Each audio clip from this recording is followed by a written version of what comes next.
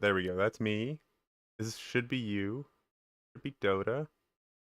Okay, I think all our sounds should be good and live now. Give me some dulcet tones, please. Make a sheet. No pressure there at all, but Yeah, there we go. Okay, you're in. We're good, I think. Good And stuff. it looks like I have Dota sound. Fantastic. Okay. We should be live and ready to go. So, would you like to pick your priority out of these two teams, and I'll do the intro for the other one, because we have the Vi guys and the what's their name? Something Pissmen. The Bergane Pissman, the Bergane Pissman, something like that. I don't know. I guess I can do them. Okay, cool. Yeah, so we have Bergane Pissman, which has Falcus, Admiral Sieving, Time Twister, Wix, and Set Help. So this is like a group of a couple of different teams that have kind of merged together for this tournament of people. Some of them we've played against before, actually. Yeah, we played against, I think, almost all of them. I've played a couple games with Wix, but I don't think I've played with him in a tournament. No, I'd agree with that, actually. Yeah, I think we've definitely played against Seething Falcus. Yes, definitely. And Said Help. Time Twister, I think too, but he's around the stack, so I've played with him as well. Yeah. Yeah. Wix has not played a tourney before, Mr. Llama says. So this is his first tournament. Okay. I know he's new to the game. He's only got, what, 400 games? Oh no, he's actually got 2,000 games, but he just hasn't joined tournaments before. So this is the first one.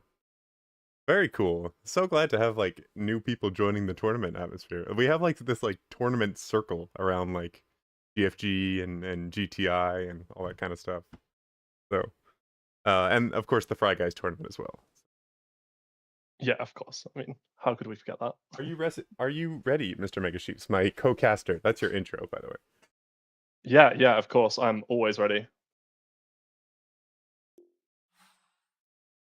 All right, cool. I'm gonna throw a cast ready in the lobby chat. I will take over the Vi guys here. So we've got Lunst Valentine as their captain, followed up by Mazaway, Abysmal, Atrocity. He's got a bunch of names. What was his other one? Catastrophe, I think, was another name of his. Yeah. He's got some creative names. He's Atrocity in Discord. So, you know, if you see any of those with the letters replaced by numbers, that's the guy we're talking about. Rami, who I do not know. I know several people named Rami, actually, and I play Dota with almost all of them. So I'm not sure which one this is. And then X Philosophy Enjoyer. I don't know who this one is. Is this a stand-in, or is this their 5th player? I think that's the 5th player. No, I think that's a stand-in, because it should be Wurzag. And I don't see Wurzag. Unless Wurzag has undergone a very big name change, rebrand. Yeah, a very big rebrand. Yeah. But I don't think that's the case. Oh, that is Wurzag, they say. The chat says that is Wurzag. He's gone through a massive rebrand. 5 seconds. Just to confuse us all. Yeah, just to make it as difficult as possible. Okay, so we actually know quite a few off Fire guys as well then. Yeah. So that's cool. Okay. So this helps the fact that I did no research before this game as to what anyone's been playing recently. So that's good. That's good. We kind of vaguely know them anyway, so that's cool. Yeah. Maybe since he's undergone, I have some inside information because I have the same coaching thing. He's undergone some coaching with Babrzynski. We are co-students under Bob. So maybe this is his coaching rebrand. So like he's undergone like some mentality training and some like Dota training behind the scenes to like get better, and he's coming back rebranded as a new player, improved. He's overcome his mental barriers of tilting out and losing his mind in games. I don't know whether Wurzag does this, but I'm just saying like he's now evolved from a normal Dota player into a philosophy enjoyer who's now pondering the works of such great names like, I don't know who writes philosophy. Socrates and Homer and Plato and all of them. Plato, yeah, exactly.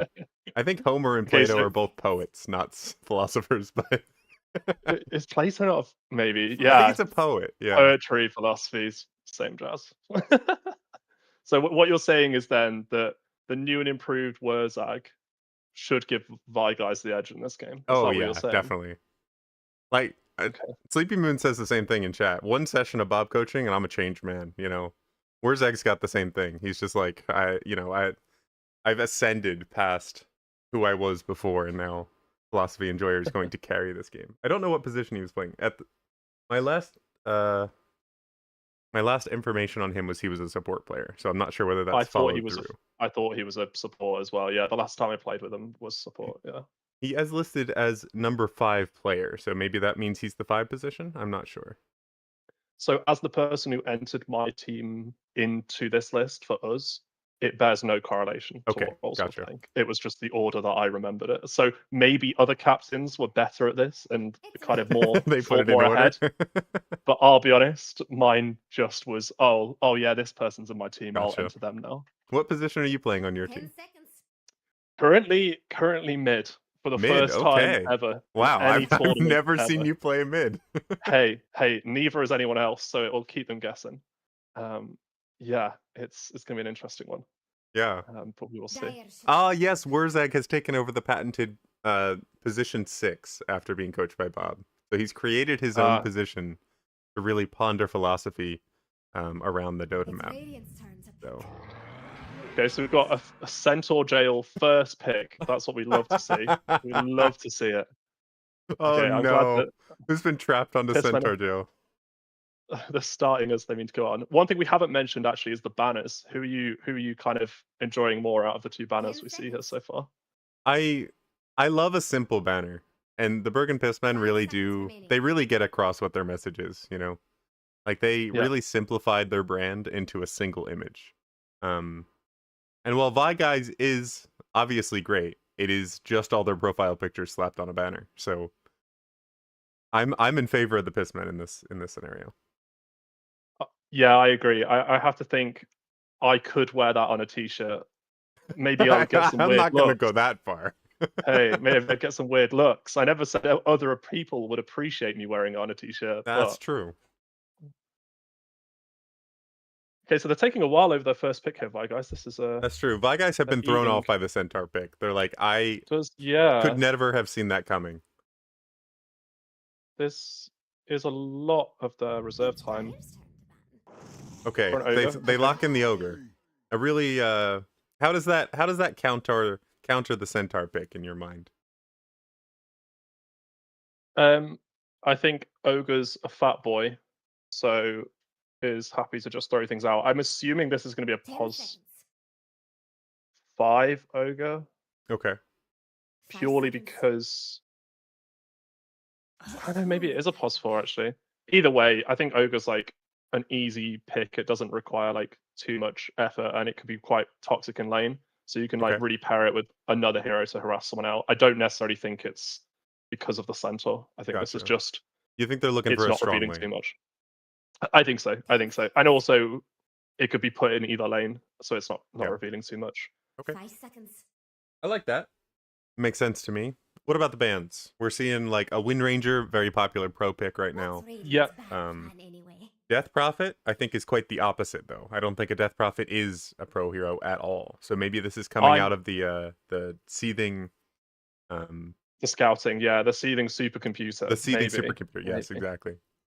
Yeah, the only ban I was kind of expecting to see that we haven't seen yet is maybe Razor, just because that is picked so much at the moment. But again, I don't know how much this is being played by any of these guys, so it's probably not worth it. To be honest, Razor is not a difficult hero. You can do cool stuff if you get good at Razor, but you really just push all your buttons and you usually kill people. And again, Razor's good as well because it can go in any lane. That's the other nice thing. Yeah, so. Honestly, the scariest part of that hero, you see him and you're like, I have no idea where that goes.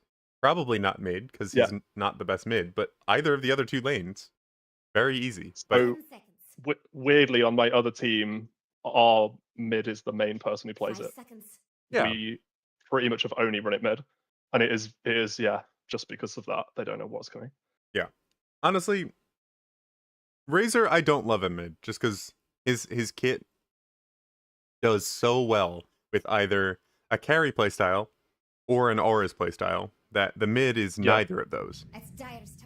Usually, if you just play him Okay, carry the from the axe. mid lane, it's not too big of a deal. But they go for the axe. Okay, so lots of Okay. big slows and damage over time if they get put in the same lane together.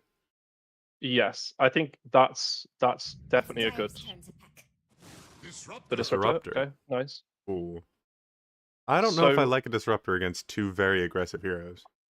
that's what I was about to say. With the axe and the ogre like ignite, both of those is like quite a lot of damage over time coming out on the disruptor, and I think it. I mean, the disruptor could still be the +4. Yeah. Does give them good catch, but yeah, it would be interesting to see what they pair this with. But it also doesn't pair. Okay, that's why they pick it. There we go. That's why. Okay. I was gonna say it doesn't pair super well with the centaur, just because centaur does that job of like sitting in a lane by himself, controlling half the map alone, while the rest of your team goes and does stuff. And disruptor really wants to be involved with an offlaner who's going to make and do stuff. Maybe they're going to play a mid and an Ursa that's going to go do that for them, but centaur does not synergize. I love Snapfire. I think Snapfire is one of my favorite sports. So I think this gives them a lot. It gives them a lot of team fight. What's your spell of choice that you're leveling on Snapfire? I still in lane max my E. The little shredder. Yeah. Okay. I like that as well. Okay. That's what I go for. I think little shredder is busted. I think it's just so good. It's so good in the first few levels as well. And yeah, seriously. If you get like an intelligence +4 or something in your +5, you just shred them. Yes, it's really good. Yeah. Okay, Viper into the Lina. I'm assuming that's the mid matchups. Yeah. I'm assuming it's Lina mid with the Viper. Unless they want to put like a Lina +4, which they could definitely do. So a Lunst thieving mid lane is something we've seen across many tournaments. They tend to be on opposing teams and they run into each other frequently. I have played against both of these people mid to varying degrees of success. But and how many of those times were you playing Earthshaker? That's the real question. Most of them, I think. Most of them. So the last Viper into Earthshaker I played, I think actually tournament might have been the last time I played Earthshaker. Oh no, I've probably played him since, but not much since he got like mega nerfed. Yeah. But the last one was into a Viper where I was playing from a Starbucks and it was just like the worst game of my life. And I was like, I am so cold and miserable and I can't talk to you guys. This is so frustrating. Yeah, that was definitely a tough game. Yeah. That was a tough game. But that was the last one, so I just have a Viper in my head of an unkillable Viper and me just like not able to do anything against him. 5 seconds. So Vigai's banned a Legion. Legion? Okay. Yeah, I'm not sure why. Because the Axe, I'm assuming they're looking for a safe lane, unless they think it's a safe lane Legion. But no, I don't know why the Legion's banned. Yeah, I don't know. Because they definitely have all their cores here. They're last picking a 5. Or like a 4, probably. Well, they're going to last pick a 4 or a mid, but I would assume it's a 4. With Seething on the team, there's no way Lina is not mid. But that's why I'm confused about the Legion. I think the Weaver ban's a cool one. Oh, these are both Falcus heroes. Well, Legion is not. Well, Legion actually is a Falcus hero, but Weaver is Falcus's, I think, favorite 4. And I believe Wix the Weaver is so it's a 4 Falcus. The Weaver pairs really well with the Disruptor as well. The vision from the bugs for the glimpses is very nice. There is a Phoenix, but I think the Snapfire blocks that pretty well, so I think they've drafted pretty well around this team. Tough. It's really difficult to pick the Phoenix into the Snapfire, I think. Also with the Viper, honestly, just having like another ranged core that's like actually kind of wants to be in the fights means that like the Viper doesn't really have to reposition themselves to then hit egg. True. Especially if it's going to go this caustic buff. So what do you think we'll see out of Falcus here? Because at least from my experience with him, a lot of his picks are either bad or banned. Maybe like a Witch Doctor or something, just something like that you can pair with damage and stuff. But I don't know. I agree. I'm kind of actually Spirit Breaker would also be kind of nice. Okay. If they're going to kind of go for this like vision, but I think that'd be difficult into a into a Viper, but I think it is playable as long as you're not focusing Viper. I think you just kind of have to leave that guy on the map somewhere. Yeah, I think it's kind of a dodging Viper one, isn't it? Yeah.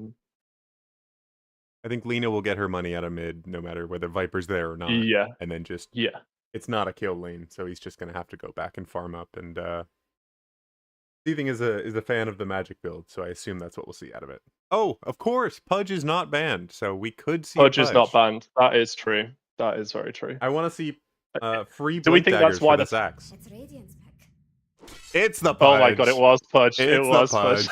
Good call from Psychovert there in chat. Very predictable. I don't like it, but it is correct. Yeah. Okay, so safe lane last. I'll be honest, I don't know what carries they play. That is 5 seconds. maybe? Because Abysmal is usually their offlaner. A Juggernaut. Okay. Yeah, I was gonna say Jug. Okay. Yeah. I don't mind a Jug. I don't think I don't mind it. Ursa, but I think he owns everyone else. The Falcus ult, the Pudge ult is kind of scary for Juggernaut. So I was going to suggest a Jug because it's kind of quite stable here, but the Pudge ult is the one thing that worries me. They've also got 3 quite tanky people. But I think they've got good ways to cancel it, though. I think they've got the snap ult or the snap thing. They've got a call. Ogre has a stun, so, whatever. Yeah. Can Luntz pull off the... Luntz is not the mid. Oh, Rami is the mid. Okay. Okay. So, this is all sorts of mixed up. I didn't know any of these positions. Yeah, this is a bit of a rough Jug game. Disruptor, obviously not great for a Juggernaut, but maybe he could pull off the Manta going through the fence, or I think there's like 1 frame if you he can spin through it though, can't he? He can spin through it, but not if they drop Static Storm. That's the problem. Static is bad. It was a free troll game, but troll was banned.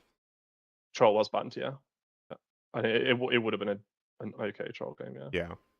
I think I don't know what I'd have picked for them instead, though, to be honest.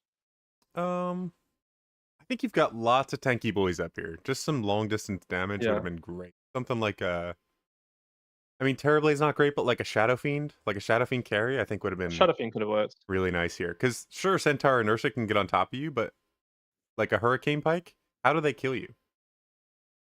And you don't care about Static Storm as soon as you have Lifesteal. You just do so much damage, it doesn't matter. Okay, so who are you thinking? Who are you favoriting in this? Yeah. In that draft? Based on the draft, I'm liking... Oh, it's minus the Ogre. If they had anyone except Ogre, I would pick that team. But they have Ogre, so the other one. If it was anyone except Ogre with the Juggernaut in the game, I think I would pick the Juggernaut team. With a Viper, I don't know how they kill this Viper. So the Viper is it's the Viper Lena matchup. I think the Viper's much better this game, but I agree. Yeah. I think the Disruptor does a lot more than the Ogre. I think we're really dependent on how impactful the Viper can make himself and how tanky he can make himself. I think if the Ursa's going to be allowed to just get on him and kill him in the start of fights, it's going to be very difficult. Yeah, I love Ogre as a hero to play in my pubs. I play it a lot. I find it very difficult to make it work in these kind of team games because it just doesn't quite have the team fight you want. But I am gonna go with Fly Guys here. I just think it's slightly more for me. I don't know. I agree. I think it's hard. These are weird drafts. I'm gonna start a prediction for, but I've unfortunately named it incorrectly because it's from GTI, but it's still the same. It'll be up for 5 minutes. So if you want some generically named channel points, please feel free to bet on that. Yeah, I like the Pudge into Jug, and a Falcus Pudge is just good. Like, he just lands hook he shouldn't. Like this. How did he land that? Yeah. He should have gotten the rune or the hero, and somehow he managed to get almost both. Wix has real Bob student in his name. Oh, I like That's this. funny. I like that. That's funny. And Bob is in the chat watching from a car somewhere. So glad to hear that the coach is watching both of their students go head to head against each other. What do you think the action lane is going to be here? I would assume it'll be wherever the Pudge is. So wherever the Pudge is. Okay, so we're looking at bot. We'll keep an eye on it. He may be looking for a hook right now, but right now he is desperately losing this trade to an ogre. Mezaway is beating ass. Yeah, considering that ogre's got the learning curve facet as well. This is the other problem with ogre. It feels so nice to have this learning curve. It's what I always build on support. But for that level 1, you do nothing. So the fact that he's into 2 melee heroes is actually so like a high value. Yeah, honestly, a decent pick. If there was just like any other support here, these guys. Yeah. But luckily, Pudge is he's hook reliant. I'll say that. Yes, yeah, and I think kind of it's one of them as well, where with the Centaur's kind of happy to farm these first few levels before the Jug can just spin him down. So yeah, this is really when you want to be bullying as much as possible on Jug and Ogre, I think. But unfortunately, Ogre just doesn't have that possibility. He does right click better than the Pudge, though. He does, but right now he's just beating up Pudge instead of the Centaur. So they both have very high regen in this lane, actually. Pudge and Centaur.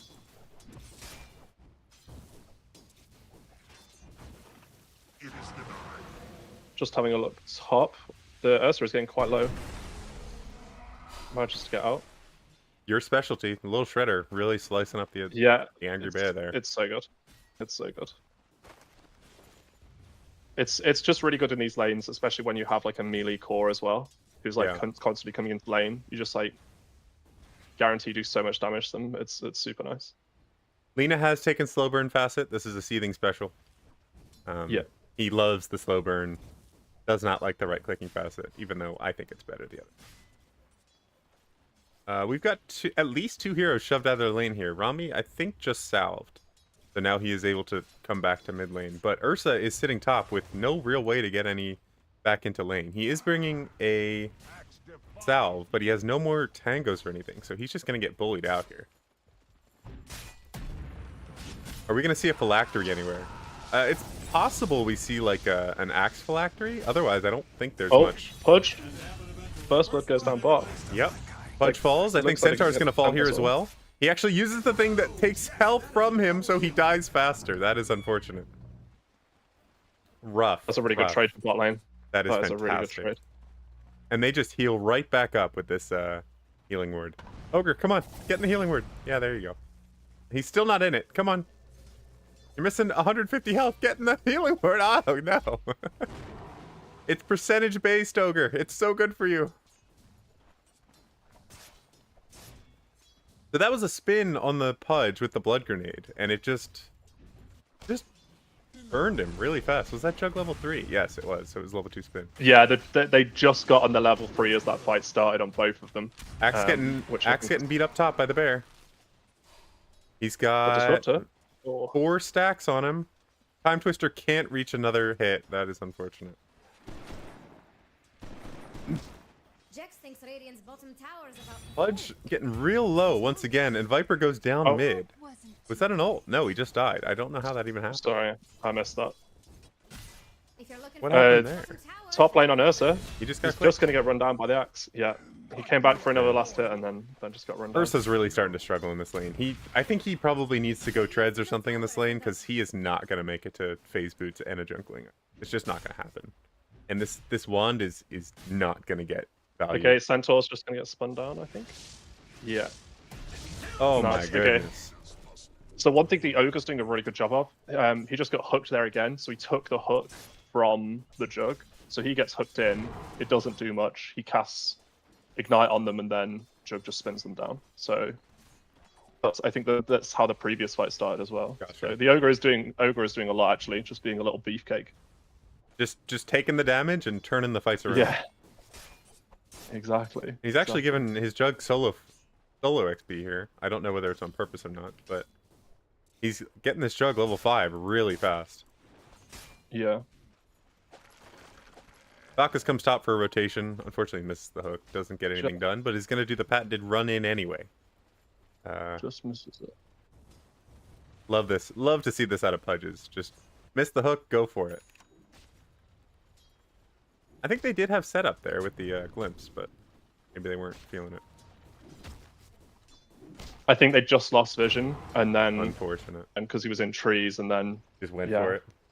Yeah, cast with hook. Gotta respect that. Ogre is smoked mid lane. I think he's going to try and wrap on this Lina now. I think he's come for the rune. Lina is doing he has come for the rune. He has gotten the rune. No, he's waiting. He's... Well, I mean, he's picked the correct He needs to go on the Lina now. Yeah, he needs to help out really fast. Rami's going to die. Maze away, go take the rune. That is much more important than your life right now. He is actually winning this fight. Is he going to chunk him down? He is winning this fight. No way. Oh, no way. Please kill him. Please. What? No. Okay. And he can go regen right after. No. Punch takes it.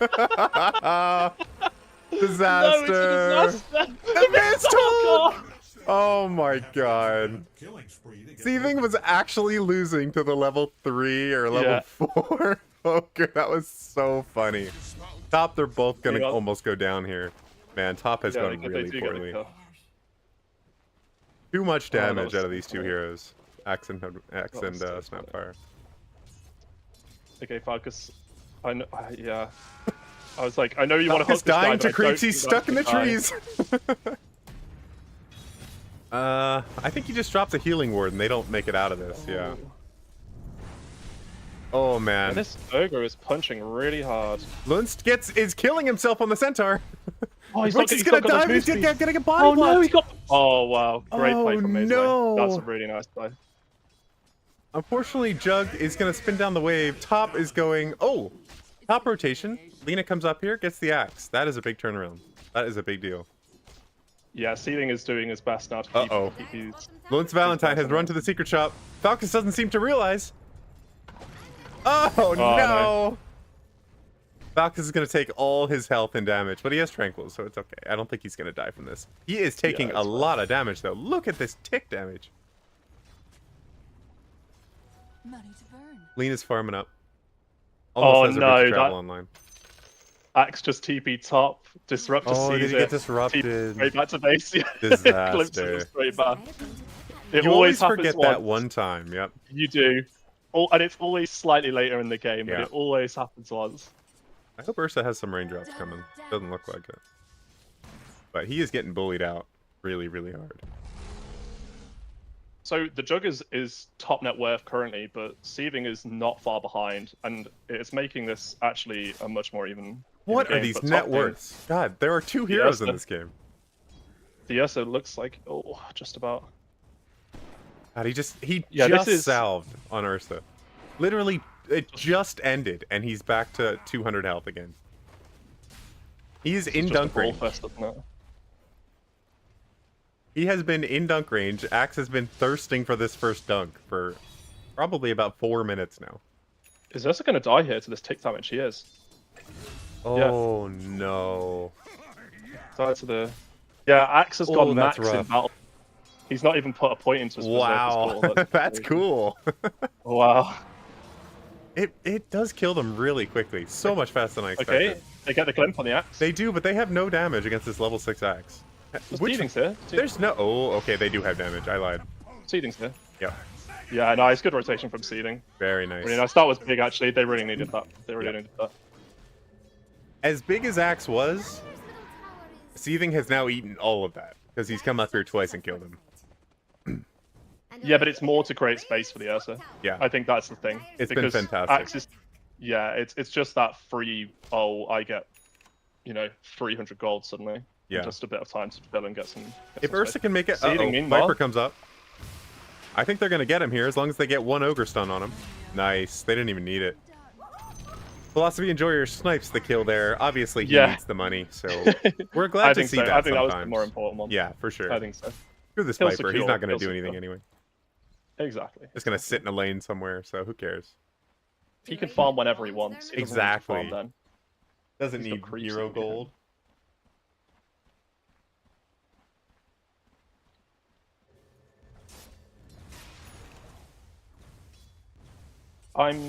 The only thing I'll say, I'm just looking at the Viper, I'm surprised that he's choosing to go seemingly the right click build. So he's maxed his poison attack, but oh, okay. I think that makes it quite tough for him to farm. Yeah, like I feel like I know that they're brawling a lot, so I get that to a point, but I think if you know that your like lane's a tough one, which it was, I'm surprised he's not maxed Never Toxin. Yeah, it also makes you much tankier against Lina. Yes, exactly. Yeah, and then like kind of rush the Ags, that kind of build. But, yeah. Yeah, we'll see. We'll see. I would agree. That seems like a good idea. Oh, did somebody get glimpsed again? I missed that. Centaur has to ult away from the Ogre.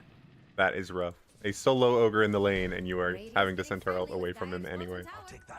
I mean, the Ogre is Ogre has been carrying this lane. Yeah, he's done a lot. He's got his mana boots coming. He is going to start really annoying people Top lane. Come to bottom. The Axe is running on the Disruptor here. I think he's going to just get the dunk. Yeah, yep, that's a big dunk. I think Seething is going to get this once again, though. Yeah. Yeah. That slow burn damage is too much. I think Axe would be okay with that. Because you've created space, yeah, the Viper's then got the kill on Focus. He's forced the rotation. I think he's okay with that trade. I would be very sad. After the laning stage I had, I would really want to just be bullying this Ursa and not dying. If I could just be doing this, annoying these guys so they're not farming and getting away without feeding the mid, I would much prefer that. Yeah, but look at how much damage the mid tier 1's just taken because of that rotation. That is true. Like, but gone from, like, doesn't care. He's got his travels already. What does he need his tower for? No, I know, but I think like in just terms of like space good deny from okay, good deny from Stead Help. Yeah. Jug's gonna have a 13-minute battle. I agree. Very cool. But, yeah, I mean, Jug's just AFK farm. I think that's part of it as well. Is like you kind of need to be forcing them to be rotating to kind of give space to your Jug if he's said, yeah, I want to farm for a bit. Yeah. So that's true. Doesn't look like there's any stacks or anything out, so it's gonna be a little bit slower than it could be. Viper got a haste from top. Ulted the Ursa. Wow. They get him. Another snipe. Very cool from the Snapfire. The real carry of this game. Hey, I'm learning a lot. This is great. Oh, yeah. This is my example of how to play Snapfire. Yeah. Snipe every single kill. Harass super hard. I like it. Seething is about to finish off his Kaya. So he's going to be doing even more damage and farming even faster. Falcus is looking for a hook on an axe. I don't know if this is a good idea, but with Lina coming up, they're trying to do the same game plan once again. Come on, Falcus, you can do this. Oh. Once again, he does have setup. Oh, they miss a lot. Oh, no, they don't. Oh, okay, good the Disruptor comes up. Very nice. They clean up this kill very easy. Deadhep snipes that one. These mids, they don't need kills. They don't need the farm, bro. Nope. Jug is farming here. Very cool. They're going to get both 14-minute runes here as well. This is pretty big. That's why the Jug's up here. He's securing it in case the Centaur comes over. With how much impact this Lina has had, Viper is actually catching up much faster than I thought. Yeah, I'm surprised as well, but I think the problem is like Seething's like being forced to make rotations. Yeah. Whereas like Viper's able to just kind of farm where he wants to farm. So maybe that's it. But yeah, I agree. Considering especially the build that the Viper went, I am surprised he's being able to kind of at least keep the net worth kind of similar in terms of distance. Ursa's still struggling a bit, but doing better than his Centaur did, unfortunately. These two side lanes have not gone great for the old Dire side. Yeah, this is kind of the issue. Is like both of them are playing catch up. Seething is having to do, like you said, just make as much movement as possible. Yeah. The real Bob student Wix is about to die to an ancient stack, I think. Yep. Oh, it's close. The Vanguard is not enough to tank it. Big collision happening top. Axe has been caught. Still does not have a point and call at 15 minutes in the game. Yeah, I have to say I don't mind the Battle Hunger max. I think that's fine. I think not getting a single point in Berserker's Call is crazy, to be honest. Because I think it's like one of the best spells just in the a game. single point. Yeah, like you can go back and max Counter Helix later. That's fine, but to not have one at this point is especially considering how much he's been fighting as well. I think maxing Battle Hunger is nice as long as you're laning against someone. As soon as you're not laning anymore, what's the point? It doesn't kill creeps. He hasn't seen another hero except to die to Lina for the past 10 minutes. Probably 6 minutes, not 10.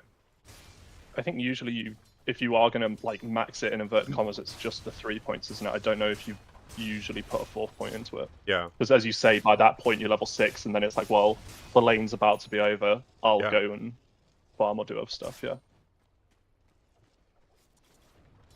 These are in fact best of farming. Yes. Very well. This is game 1. I think the Battle Hunger max is good even without a phylactery, because he can get his shard and his damage skyrockets as long as he gets a shard. Yeah. So they really want to like kind of make sure they get that 20-minute Storm, and then if he doesn't get it, then he just buys it. Yeah. I somehow doubt he's gonna get it. Oh, instead went for the glimpse there, but unfortunately Axe was just walking to lane. We never know if the Snap gets a few more kills, you know, which the Snap has been very good at so far. Could just about.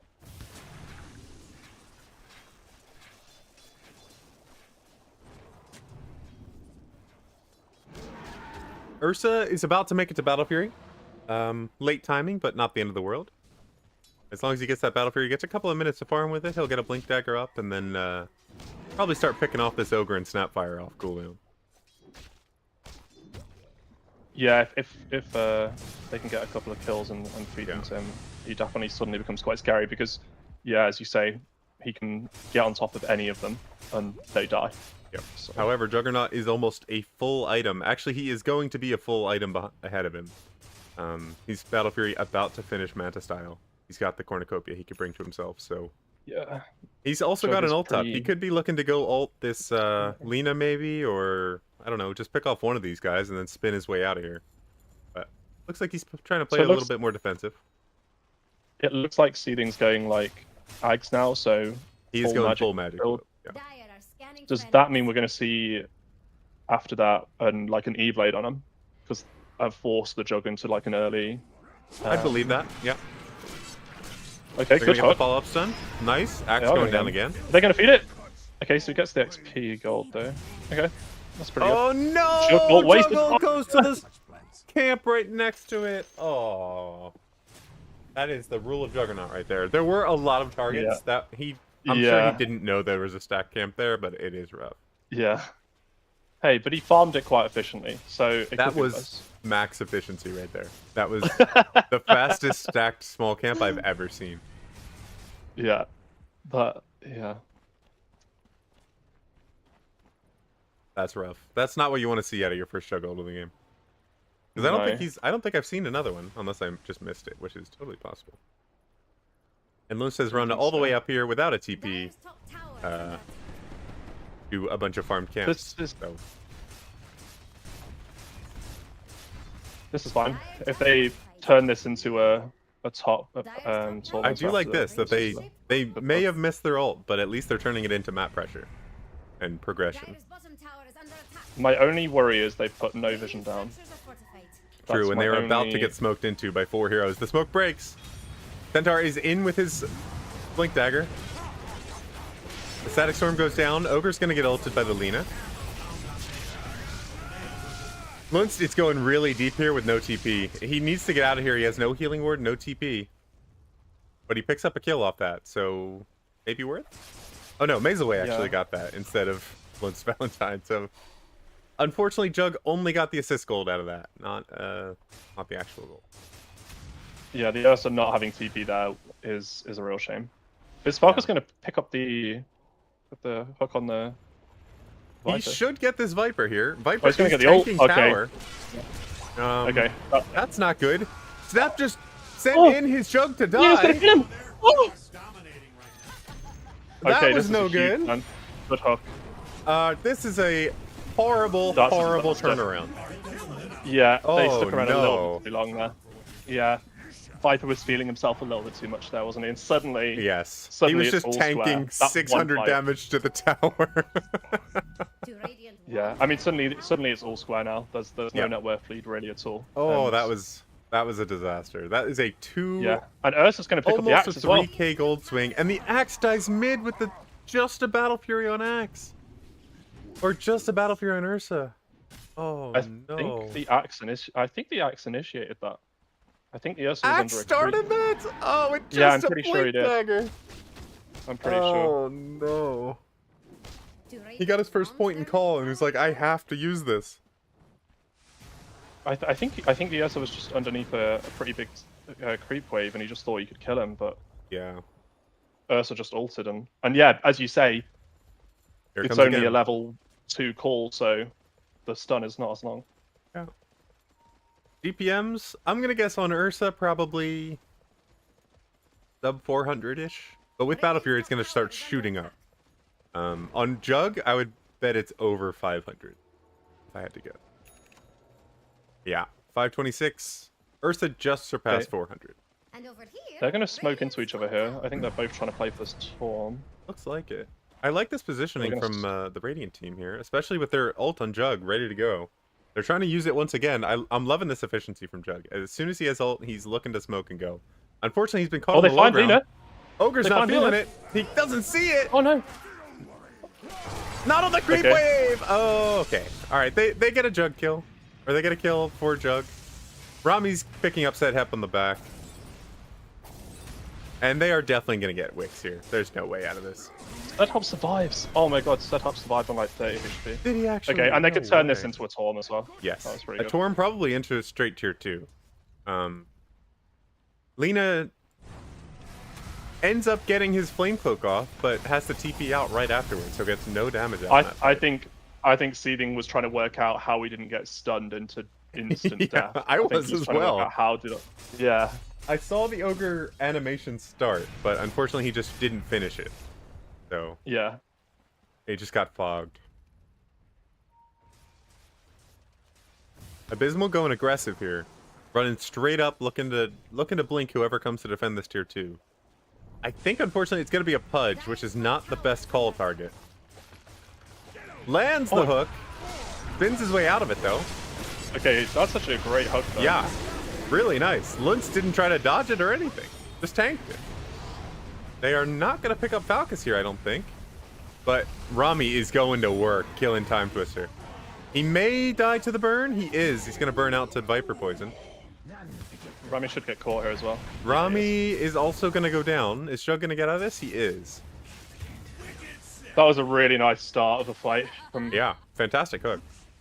Luntz must have been looking somewhere on the map. I'm not sure. Jug, fairly telegraphed hook there. It was daytime, definitely visible, but oh well.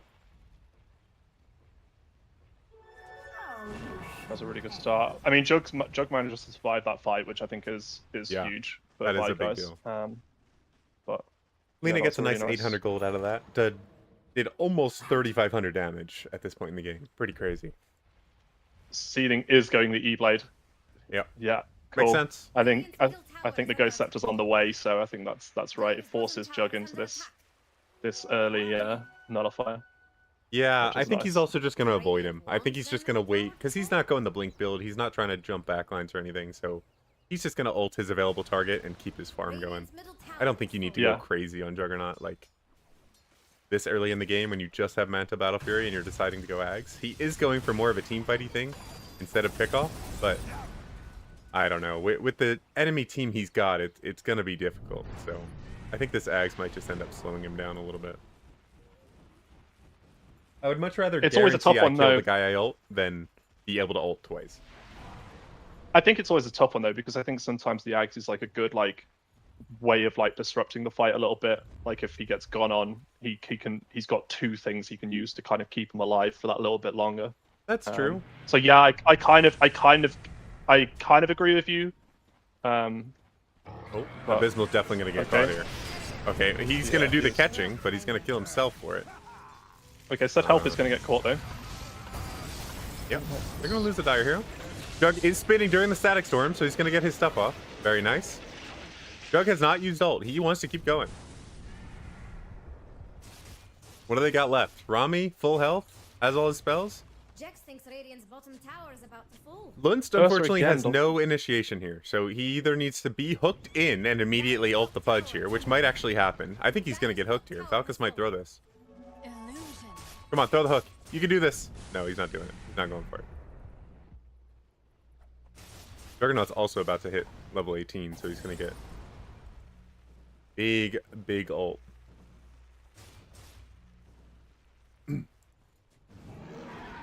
Time Twister? Almost at BKB.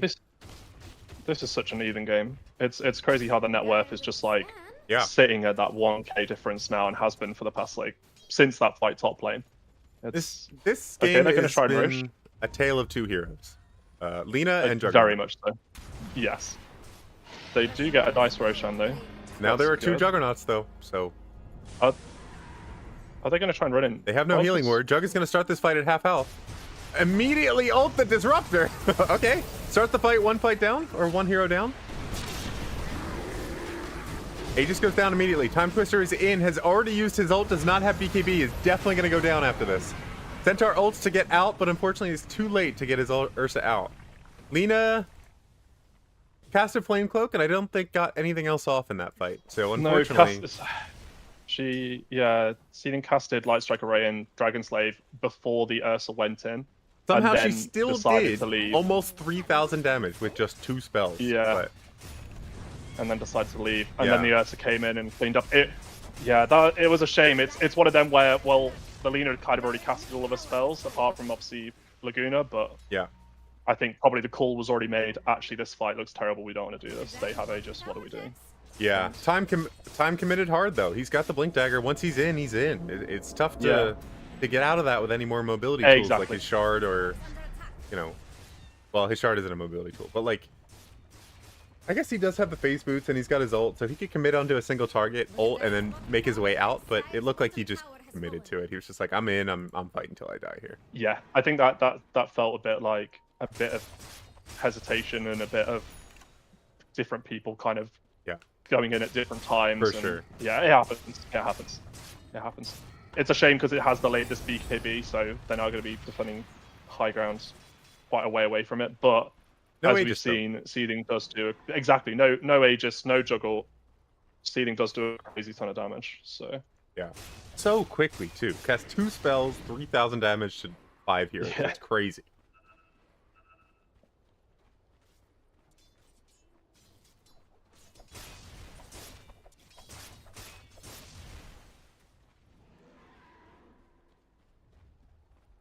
Now the BCW, not BCW, the Vi guys are just farming the entire map though. Dire is sitting in their base, struggling to figure out how do we get our Ursa any more money to finish off this BKB. Centaur is sitting here like, I've got a pipe, guys. Can we do stuff? Yeah, and the answer, as always, is go kill Abysmal. Yeah, I think it's just repeatedly try and catch the stacks out, isn't it? I think that's the play. And he is a pusher. He loves pushing lanes. Whether he should be or not, he is as far up as possible. That is very true. That's very true. I think he might have, if he built a Manta and played like Luna or something, it'd be crazy. He'd be covering the whole map. Naga Siren or something? Something like you can push lanes with no commitment whatsoever. Or like Beastmaster or like Lycan, where he just like sends his stuff down like other lanes. Yeah, I agree. He'd be living a dream there. Or a Lycan, where he just gets an ult where he can run away for free. Or the Shard on Lycan as well. See misconnecting here. Okay, they might have just seen that Lina stun. They did not see the Lina stun. I think we're going to see a Judge ult committed right away here. Yep, Falcus is going to go down immediately. He still has his little thingy, though, the Swift Slash. He's going to catch Disruptor. Not quite. Yeah. He's going to bait in Disruptor. Disruptor's going to go down here. He needs to spin. He did not spin immediately out, though. He also didn't take the movement speed during Blade Fury. Interesting. Okay.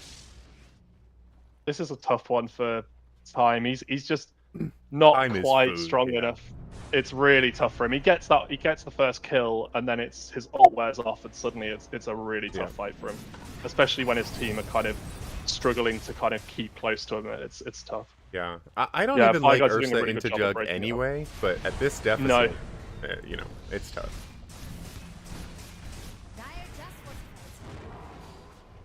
Lena's gonna do her bullshit from the tier 4s. Just get these guys out of here. But this AK lead is gonna go from 8 for probably 10 by the time all the respawns are up. So Stealing has bought out. He doesn't have buyback now with the purchase of the E-Blade, but he can just. I think he could just blow anyone up now. I think besides the Jug with the spin, I think he can literally kill anyone. I think he can also save his own team, which might be a reason he bought this. Yes, I think that's the other thing. If he can definitely keep people much closer to being live. Because I really think this Pudge and Disruptor both need a Ghost Scepter, like right now. Like, forget this blink. They're blinking on you. Every time they see you, they blink on you. I can kind of understand. Yeah, I can kind of understand Falcus wanting the blink. I do get it, because it's like, so far is really just the Centaur. So being able to have that like second thing, or even the ability to save someone with the blink, I appreciate is huge. But yeah, I do think, Ghost Scepter needs to be the next item after that. Yeah, he needs to be not one of Jug's spells. At least make him use a second spell, you know. Because right now, Disruptor is one of the spells, Pudge is the other, and then the rest of the team can all fight 3v5. Yes. Oh my god, that was a good blink from Time Twister. I think you saw him on this ward here. They have both decided on this ward spot being specifically the best one, and I agree with them. I like this spot a lot. Which one, sorry? This one in the top triangle. Oh, yeah. Near the stairs. Yeah, I like that one a lot. Yeah. It's good as well, because you can see it's just outside of the range as if you put the sentry on that little post, so yeah, it's nice. I saw a cool ward spot over, I think it's like over here. There's like a little cliff over by the Shrine of Wisdom on the dire side. If you look just to the left, or just to the right of the Shrine of Wisdom, there's a little cliff you can place a ward on.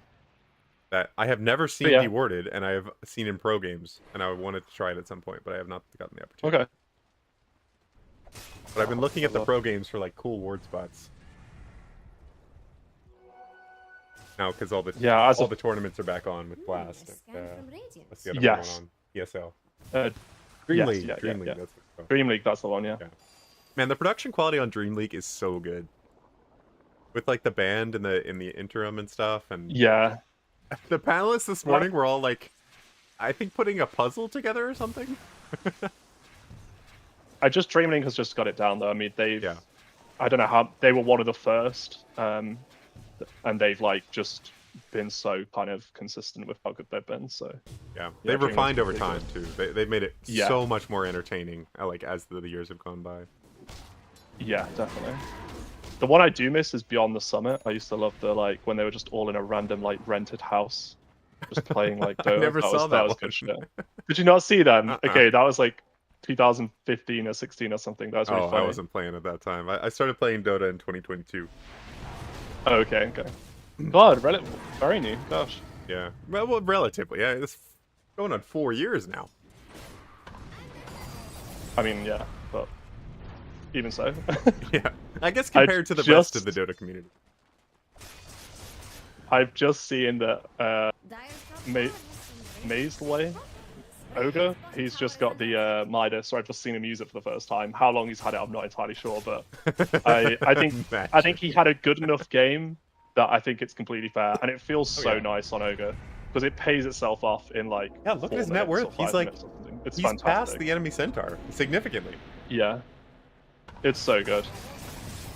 Yeah, it's interesting he's going for the Wind Waker next. I'm surprised he's not going for like a Scythe maybe, but I mean Wind Waker's also a good item. Yeah, great against Static Storm as well, because you could just your Jug at a Static Storm if he doesn't get his spell. That's what I was about to say. I guess that's the thought process, is you just like, hey, I need to save my Jug. That's my one job. Which, yeah, fair enough. Falcus is saying hello to us. Hi, Falcus. I know your game has been slightly boring for the past 10 minutes, but we've been talking about Dream League and, Beyond the Summit, where we're talking about Dota houses and stuff. So we're having fun. Don't you worry. We're having a great time. It's always this tough time, isn't it, at the moment in Dota, where it's like, oh, one team knows they can't really lead base, the other one wants to push high ground, but knows they can't easily push high ground into one or two of the enemy heroes, i.e. the Lina. So it's just this like, oh, we'll just keep farming until next Roche. Yeah. And then we'll go up, and it's how it works. I mean, this is not the issue of the Radiant team. This is the Dire's problem. Because they have gone from an 8k lead to a 14k lead. Like, they are a whole hero above them now. So, if Dire wanted to not be in this situation, they needed to try to make a move before the fact that they got 15k ahead of them. So they decided not to do that. They're going to give away a free Roche, and then, yeah. You know, it's gonna get rough. But I am of the mind, I am always down. I am always much more excited to go at least try to make a play. And hey, maybe it throws the game, but at least we're not submitting ourselves to this slow death that's like basically guaranteed. I'd much rather at least try to make a play. I guess they're thinking like, in a fight high ground, there could quite conceivably be a fight where they win it with Lina just getting a few stuns off, killing them all. Yeah. So, okay, they're going to go on the Centaur top lane. Good hook out. Oh, and the Juggle follows him. Oh, that was sweet. That's such a thing. Can we get a glimpse back on the Jug, though?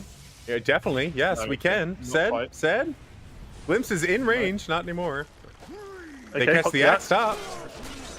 Jug has a blink dagger. He's going to catch Lina. The E-Blade has already been used, but a Yules. Oh. Gets him anyway, though. No buyback.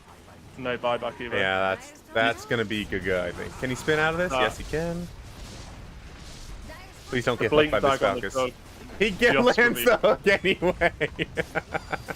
I'm pretty sure he just dies to a switch slash out. He doesn't even need it. This game's over. Yeah. Yeah, that was a shame. He used it. I think that was the like I'd not seen the blink on the Jug. Another yet, hook landed. Falcus is landing these hooks, whether they're impactful or not. At least he's getting them. All right, do not Jug ult them into the fountain, please. Please, Lunst. You're gonna get Law of Juggernauted here. Okay, you could probably ult that guy. Yeah, there you go. My finest work. This is just not the kind of game you can play against a Juggernaut. He doesn't seem like it, but he's a Medusa in disguise. If he gets 6 slots, he will win the game alone. Yeah, it was tough. It was a shame because it was a blink reveal. Seeding used the E-Blade to try and finish off the axe, and then got blinked as soon as the E-Blade came out from the Jug. And he had his heals, but it's just not enough. No, it's just not enough. And with the healing ward, he just free takes the whole building, and GG is called. Yeah, I think that's. Yep. I think that's fair enough. It was the Juggernaut show. Yeah, I think so. I think honestly, the Ogre did so much in that lane, but I think, as we said, the Ogre into the 2 melees, and the just made it so much easier for them. I think if that's a different POS 4 that's able to harass a bit more early, I think that's a different game. But for sure. We did kind of call it slightly. Yeah, for sure. I didn't expect it to be so much between just Jug and Lina, because it really was. It was just those two for so long. But the matchup between Jug and Lina is not in favor of Lina as the game goes later. So unfortunately, he just cannot pick up the slack. I really was expecting the Jug to have a harder time, and the Viper to be doing a lot more of the early game. But yeah, just really well played from Vi guys there. To be honest, I think every lane went how they could have wanted it. I think mid was a little bit of a struggle. Because at the beginning of the game, Viper was definitely struggling. He was down Lina by 1,400 gold at 10 minutes. That's a pretty big deal. Yes. But his impact in the later game was just being the body that they tried to attack, so Jug could go on the back line and ult an important target. Or in the case of some of these fights, ult 2 targets. He would, ult Set Hep, or ult Falcus, and then Swift / Set Hep, and his whole team would just 3v5 the rest of the fight, and it just made it so much easier. Because Axe was struggling for sure, but he wasn't struggling enough to not be able to fight, like a Centaur. Yeah. And he's got a great matchup into Axe. I think that was one hero I think we kind of didn't speak about pretty much at all the whole game, and I Yeah, think was the Centaur, and it was definitely a tough lane. They really struggled in the lane, but for sure. it just never really felt like they were able to get kind of a fight where the Centaur initiated and something happened. It kind of always felt like the Centaur was kind of reacting to things, which in fairness is not always is sometimes how it goes as an offlaner, but Yeah, especially when you've got a pos 4 or like a Pudge who's just wanting to go in all the time, you do kind of become this reactionary presence. But for sure. yeah, I think it was a tough Centaur game, that one. Yeah, that was not the sweet spot for a Centaur game for sure. You're always looking for those. I've played quite a bit of Centaur in ranked, so my ideal is the map is happening. The game is pretty much even, except I'm free farming half the map because people just don't want to come kill me. They have to go either fight my team or try to fight me, but I have my ult, so I can just leave. And in this scenario, that was not the game he got. He was just every time he showed up somewhere, he could not tank the damage. He would just die. Yeah. And that is not the spot you want to be a Centaur. The ideal Centaur game is like you die once early game and then never again. Yeah. So Yeah. it's rough. Yeah. Yeah, definitely a tough game. I'm gonna take a look, see when the next lobby is up. Pretty soon. Yeah, it should be pretty much straight after. Yeah. Ask our lobby man. I assume it'll be the next. You're still my party, right? Yeah, I'm still in your party, yeah. Mr. Man is typing. Cool. Lobby is up. We're heading in. Why is this one green and the rest of them are not? Because you have a friend in the lobby already, maybe. Oh, that makes sense. That would make a lot of sense. Cast channel. Take the cameraman slot and head us back over to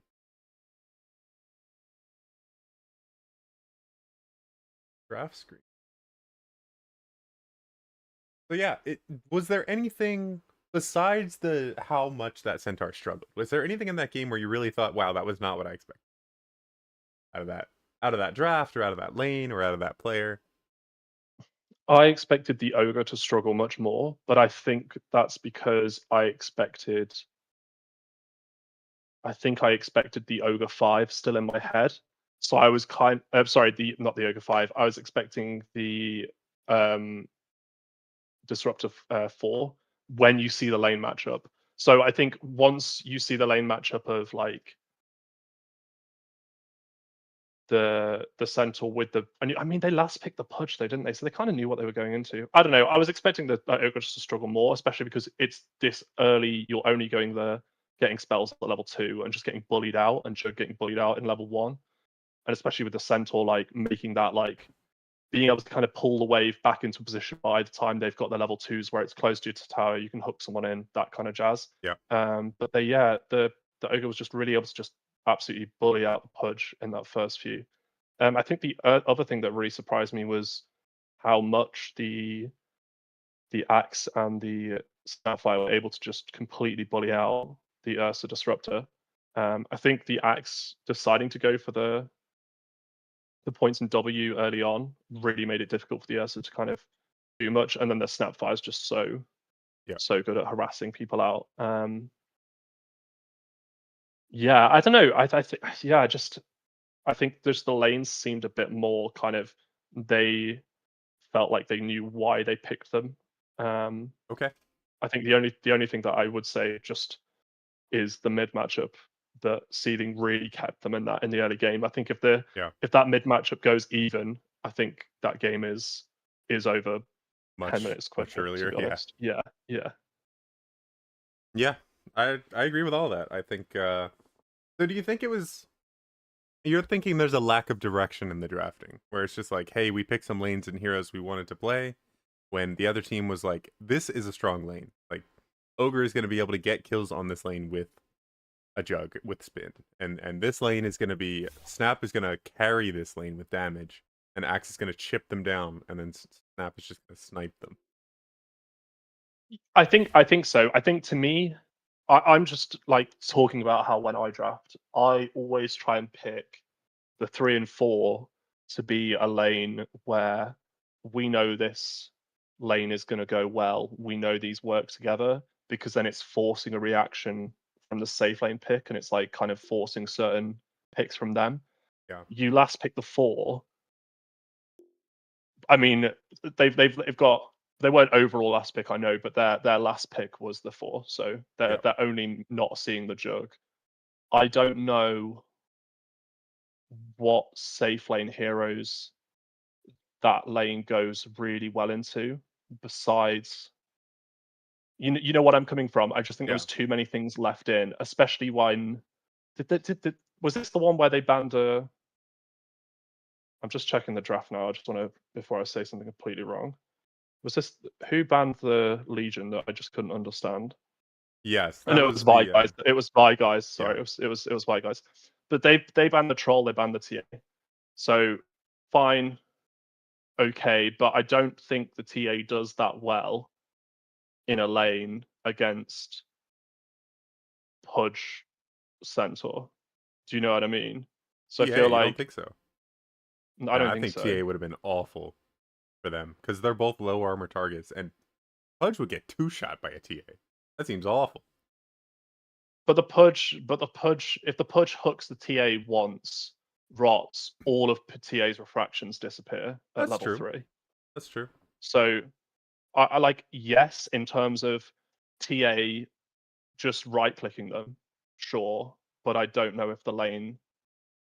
I don't know. I'm just not sure about, like, I don't think when they picked the Pudge they were thinking, hey, how does this line up with our scent?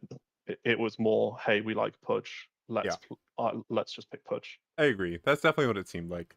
So maybe they could use a little bit more consideration about the like lane dominance, because if you pick a dominant lane, it can cover for skill gaps, right? Like if you've got a massive skill gap between two lanes, right? Like they had an offlane there that Wix is fairly new to tournaments. He's on the lower end of the ranking scale. Lunst, I believe, is the opposite. He's got tons of tournament experience. Is on the higher end of the ranking scale. I believe he's either upper legends or ancients or something. Yeah, he's in that category. Yeah. So even just there, if you're putting yourselves at an even lane, you're putting yourself at a disadvantage, because Wix is going to come out poorer than he should, and Luntz is coming out richer than he should, just because of the skill gap. So at least get something where you can push him out a little bit. Get like some kind of ranged hero, some kind of nuker, maybe like, I don't know, pick something easy. Death Prophet. I know Death Prophet got banned, but like Kunkka can bully out a lot of melee heroes. And a lot of carries, something like that. A Bristleback, something to put some kind of lane presence, just to make up for. Because sure, the higher MMR player will go run back and farm up and still be huge, but at least you'll get your money out of the lane. Or yeah, because this is kind of what I wanted to say. I just kind of lost my train of thought. Was with the Pudge, what I thought they were going to do was at level 2, the Pudge goes through gate, goes top, they get a kill, then comes back, and the Pudge is just like walking between gate, going top and bottom, and the Centaur is kind of like, it's understood, yeah, the Cent's not going to win this lane, that's fine, right? But we're creating the same amount of space or similar for the Ursa. But I think top went worse for them than maybe they were expecting. So I think probably Falcus felt like he couldn't come top and make that kind of play. Yeah. Maybe, but Centaur is that kind of hero that can solo lane, because like that's what he's great at, like that's true. Maybe they just didn't realize the strength of their lane. They picked heroes they wanted, but then they weren't just like, all right, Pudge, get the hell out of here, give me a level advantage. And go kill other lanes. Yeah, I understand that too. Especially with, man, Axe carrying that lane or like crushing that lane so hard, if they hook that guy one time, he dies. So that's true. I hadn't thought of that. I like, to be honest, I think at the start of the game I was a bit skeptical of the Axe into the Ursa, maybe as like a PTSD, because like the last like 3 times I've played that matchup, I've been absolutely destroyed, which probably says more about my axe than it says about that hero combination. But yeah, I was kind of, the fact that the Snapfire and the axe were just able to just do so much in that lane and force Seething to respond so often. Yeah, I think maybe it was a surprise for them, but that's true. I also don't think there's that much they need to change on Pissmen. The one easy change I would make is put Said Help maybe on something a bit more like lane dominatory. I think you could keep the exact same draft, but I think if Said Help is like, I don't know what else, I can't remember what else Said Help plays. But say if we put him on like a Warlock or like a Treant would have been really cool that game. Something like that, where it's like he can bully the lane. Then it means that Falcus can rotate with the Pudge, I think a bit easier, if that's the direction they want it to go. I think there's an opportunity also to change up the carry pool on Vi-Guys, or I'm sorry, not Vi-Guys, the BPM, because the Ursa is really a tempo hero, right? You either need to be ahead or you need to be getting stuff done. And if you have a difficult lane because there's an MMR difference or they pick a strong lane or whatever, you really need someone who can go back to the jungle, catch up, and not just be like, hey, mid, whatever you're doing is less important than my game. You need to come over here and get me back in this game or I will not have an impact. 5 seconds remaining. Yeah. So something like something with some kind of farming tool. It doesn't have to be a Luna or a Sven, but something that can go to the jungle at some point and not just be an Ursa clicking a creep every now and then with phase boots. Like it's just not good enough to recover. Yeah, no, I can see that. I think they picked it early enough in the draft though, where the Ursa like doesn't feel bad, so I can understand that. But yeah, we'll see what they change. So far, I think we're seeing very similar bans to almost identical. Yeah, Wind Ranger, Dawnbreaker, Clockwork. Yeah. We'll see a Death Prophet here in a second.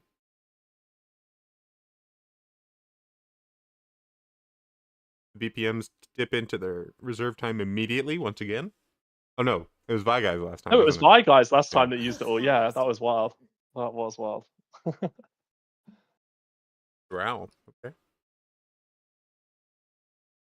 10 seconds.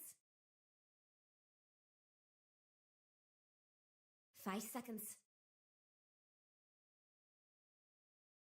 It's Radiant's turn. Honestly, burning that much reserve time so early in the draft last time was such a strange decision. Maybe they just got like disconnected or something, or they had some kind of draft issue, but I don't know. I was almost wondering if they just didn't realize they needed to pick because of the new draft order. Because I think for a lot of these teams, it'll be the first time they've played with the new kind of draft order. So that was my only thought it could have been. But yeah, I agree. I thought it was weird. That's a good idea. I like that thinking. I did not know the draft order by heart anyway, so I just look at it when it points to me. But maybe if you've done it for a long time, especially since these guys have all been in tournaments for the most part, maybe that is the case. But man, actually knowing when your draft order is crazy. You're like, oh no, it's not ours. I'll just like walk away. Come back in 2 picks and a ban. The Pissman decided that they didn't want to play Centaur, and to make sure they didn't play Centaur, they banned Centaur. I like it. I like it. Hey, I can get behind it. It really did not cause them a problem. I'm shocked they banned it. But it does open up a lot of stuff. They played it. Pissman played it last time. That's what I'm saying. So Pissman were the team who played it, so they banned it. They also banned Viper, which they also which was played by Vi-Guys, and I think that was a fair enough ban. It would be a cool move to just ban your whole draft. Yeah. Witch Doctor first. Okay, setting them for some aggressive lanes. I like it. The Hoodwink. Yeah. Okay. Cool. Very cool. This is more vibes. I think this is for Sad Help. I think this is something he plays a lot of. I know I've played this with him. Like he's been on my team when he's played this. So yeah, I'm assuming this is Sad Help. This is kind of what I said. Like something that just makes the lane a bit easier. He can just do stuff by himself. Yep, and he's just got stuff. He has a stun. He has damage. He has a big ult. Yeah, like simple hero. Unfortunately, you do have to land your spells on Hoodwink, which can be difficult, but that is true. That is true. Like my experience of playing Hoodwink, I don't remember the cool ults I hit. I remember all the stuns I missed. Like they were much bigger deal. So this is why like if you miss an ult every now know, and then, no big deal. You miss a stun, your team's like, God, you're not even a hero. Like, oh, sorry. That's why the right-click build's the one to go. Because you just use Acorn. You don't need to use anything else. Don't even need to bother then. Build a Gleipnir or something. Not a problem. They got rid of the lightning on Gleipnir. So annoying. I played so many heroes that was good on. Monkey King, Yes, Hoodwink. honestly, oh, so frustrating. I think that's why they got rid of it, honestly. I think it was just too good on too many heroes. I think it was getting to the point where carries the majority of the time were building Gleipnir over Mjolnir, and I think that's when they realized, yeah, maybe we just get rid of this. Yeah, like oh, this is too good. We need to change how this works. Kunkka. Okay, this fits what I was talking about. This is a seething hero, isn't it? It is a seething hero. I'd prefer to see it in the offlane, and they picked the Death Prophet. Yeah, this is going to be exactly what we just talked about, except all mixed up. Yeah. I don't know if Wix plays this, but I know Seething again definitely does. All right, Wix, please pick something that's strong in lane, please. You can do this, Wix. So, what are we seeing? I mean, the Death Prophet into the Kunkka, I think, feels pretty fine. I don't think either really cares about the other. Yeah. I think Kunkka probably just tries to get a kill level 6, and then if he doesn't, DP just takes the tower. So. Yeah, I think Seething is a big fan of the right click on Kunkka as well. So he'll probably build stuff like, probably not a Radiance, but he might do something like a Crystallis and like a Daedalus. Yeah. Yeah, I think so too. I think he also goes the phase boots, not travels. So we may see kind of like a carry Kunkka almost coming out here. A Sand King. Okay. So I like a Sand King. That's cool. Okay, this is bad. I like this much more. Yeah. Yeah. This is a guy who can go back and recover. He can have a strong lane if he's against a melee hero. Tiny gets some cool repositioning tools. I like this a lot. I like how the three kind of tanky boy heroes that we're seeing as well can all kind of change how they approach the fight without like overlapping, which is nice as well. Like Sand King doesn't have to be first in, Kunkka could be first in, or Tiny could be first in, and there's a lot of nice follow-up here. Any one of these three cores could be the first in, and the rest are all really happy about it. Yes, exactly. I like this a lot. Also, none of them can be first in. Tiny can toss back, and then they just sit where they were standing anyway. Yeah, that's also true. And then Hoodwink's even happier, because then she doesn't have to run forward to cast her spells. Death Prophet does give some good area denial to these people who all want to stand in one area and fight, though, so that could be rough, along with a Witch Doctor. I don't know if Vi guys play it, but I a Death Prophet? Like it's in the draft. Sorry, no, I mean like a Timbersaw here offlane for Vi guys as like an option. Yeah, that'd be nice. A Necrophos, I think, would be not bad as well, especially since you have a good idea this is going to be a right-click Kunkka. Necro's banned. Is he? Oh, okay, never mind. Yeah. They banned it! Oh, disaster. They banned it, yeah. They... Okay, so Vi guys are doing the customary, gonna take it down to the wire of... Yeah, this is their favorite. This is their signature move. Hey, what's the point of having it if you don't use it? Slardar. Okay. Nice against the Hoodwink, nice against the Sand King. I think it's going to struggle against a Kunkka, but we'll see. It's Radiant's turn to ban. I think the Slardar Spirit Breaker lane, I'm assuming it's a Spirit Breaker 4. Oh, I hope not. That seems like such a weak lane. Amazing. Yeah, that's kind of what I'm worried about as well. It's just that lane doesn't feel great. Slardar really needs a good start as well, otherwise he does nothing. Yeah, he has no farming ability at all, yeah. That's the only reason I don't play him more. I think the hero is so much fun, but I really need... I play with too many people who want to play fun heroes and not good heroes. So I can't play Slardar and then expect to have a fun game, because they're just like, oh, I'm just like... You know, I don't want to name names or heroes, because then they'll know exactly who I'm talking about, but... Who are we looking for last? Okay, so both teams, I think, are looking for their carries, aren't they? 10 seconds. I would think so, unless we see a really cool Tiny pick here. 5 seconds. A Tiny carry here, which I somehow doubt, but... Yeah, I'd be surprised. I think something like a troll or even the jug again for Vi guys is fine. I think both those heroes do That's do true. okay. I like a jug a lot here. What's I actually Raven's ban plan don't anyway? mind the Wraith King as well, but I think I prefer the jug Ban or the the Ursa. troll. Okay. Yeah.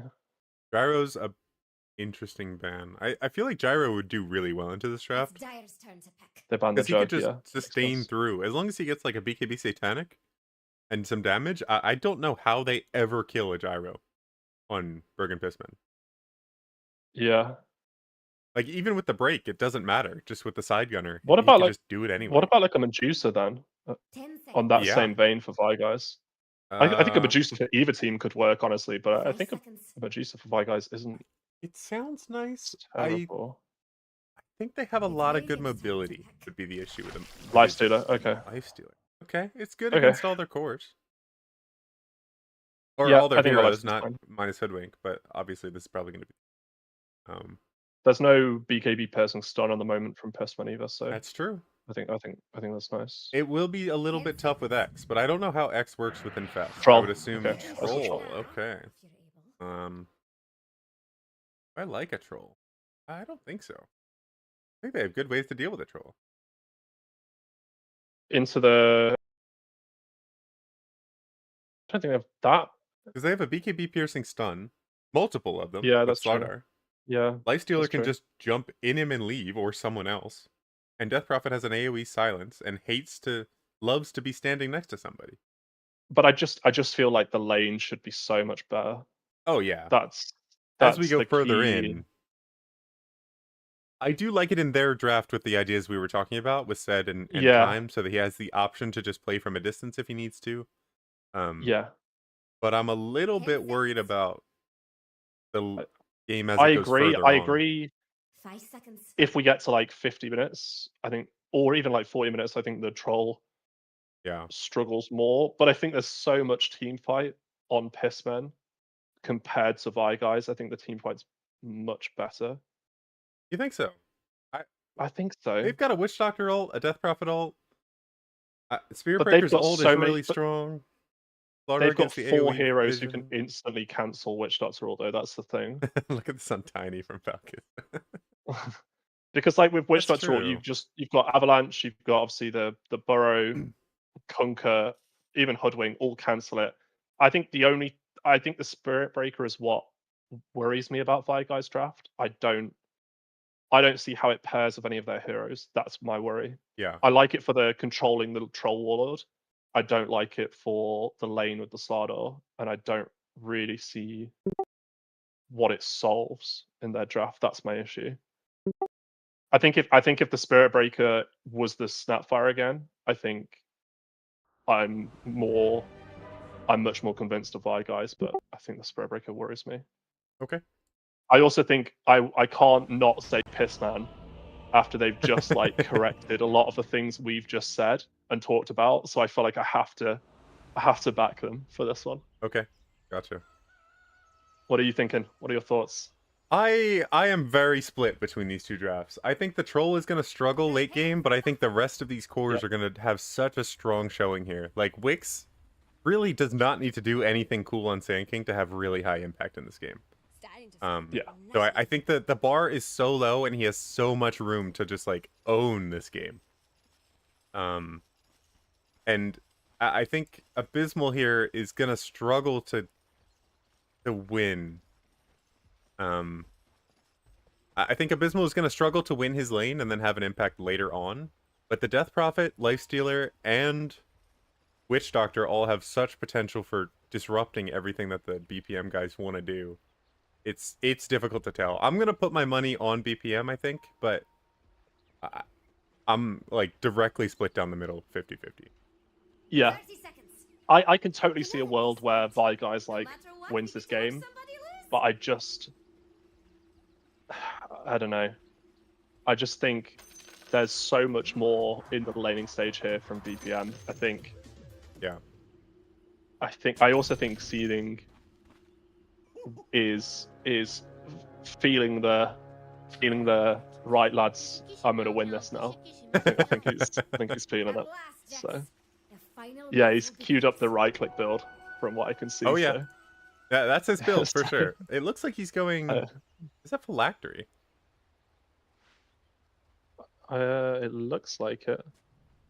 A diadem and a perseverance is a phylactery. That is, he's gonna go phylactery on Unka. What? So X marks them, I guess. I guess because of the X marks.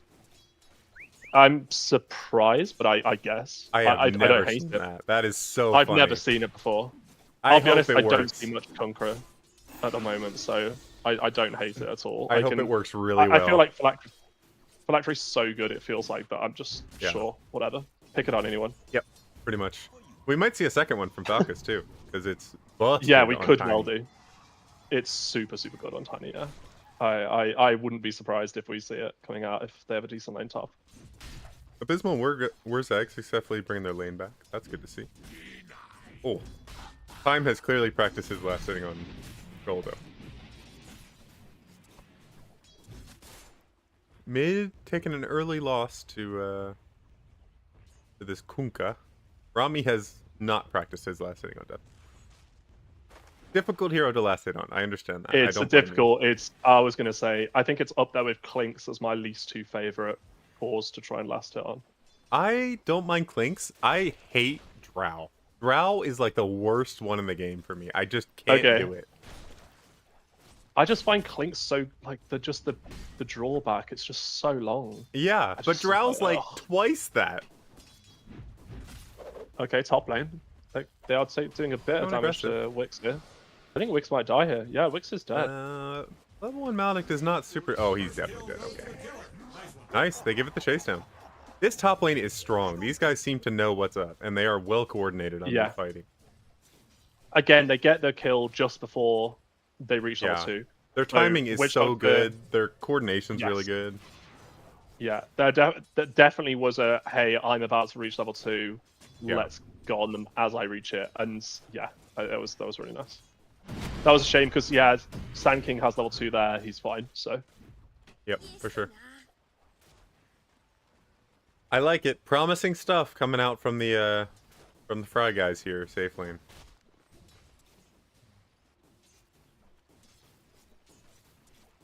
Rami definitely struggling a little bit. Rami is getting a bottle delivered or is not going bottle? Is not going bottle on Death Prophet. Okay, interesting. Seething also not going bottle. There is not going to be a bottle in the middle lane. I repeat, there is not a bottle in the middle lane in a game of Dota 2. Bot lane. Down bot. Yeah. They might get this hoodwink as well. It's going to be close. Maybe a blood grenade? No. Setup might be able to turn this though. Oh no. Yeah, he should be able to pick this up on Abysmal. He doesn't have mana for the stun! Oh no. He needs a mango. Give that man a mango.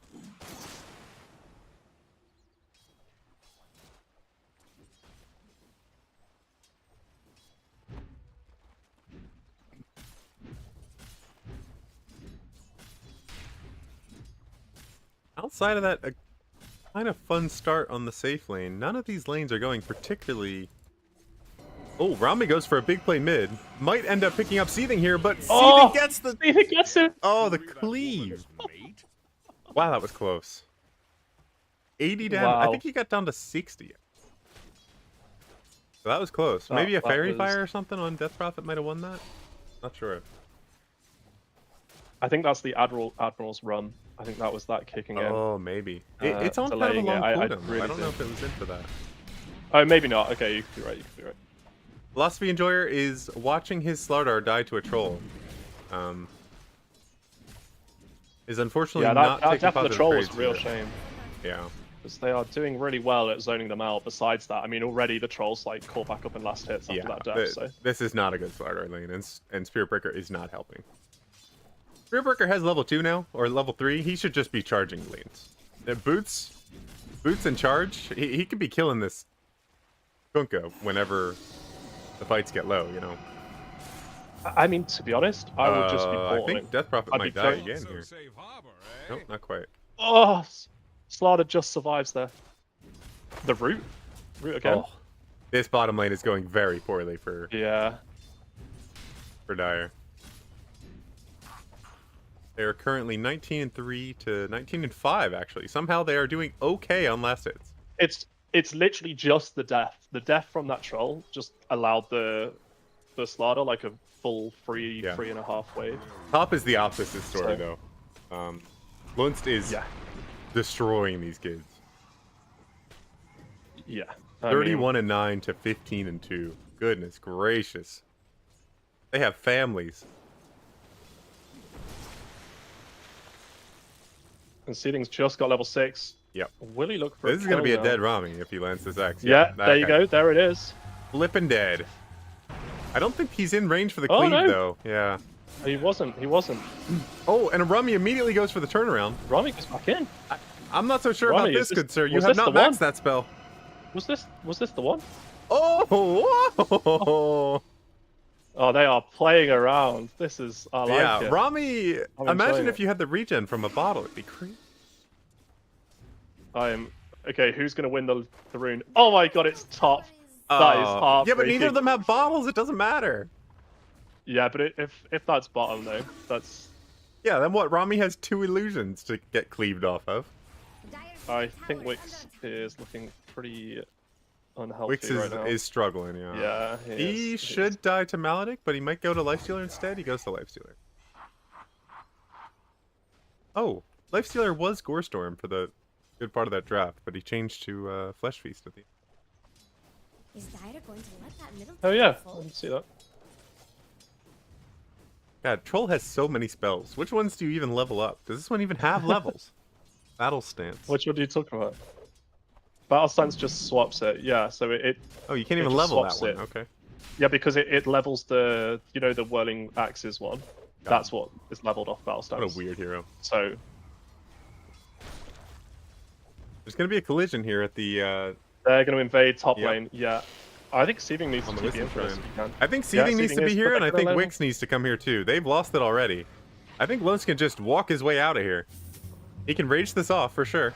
He just needs to time it. He times it correctly. Very cool.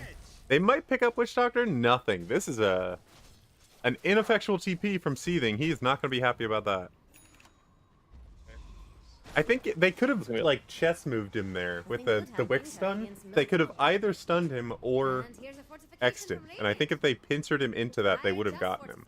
But I also think I think if he needs to just realize I have to only X mark the Witch Doctor here. I think that's because it's not. He needed to TP like 5 seconds earlier to make sure they could actually contest that. I think it just took them a minute to realize it was going to be contested. Yeah, that's true. That's true. Rami's exorcism are all little fish. I don't know what cosmetic does that.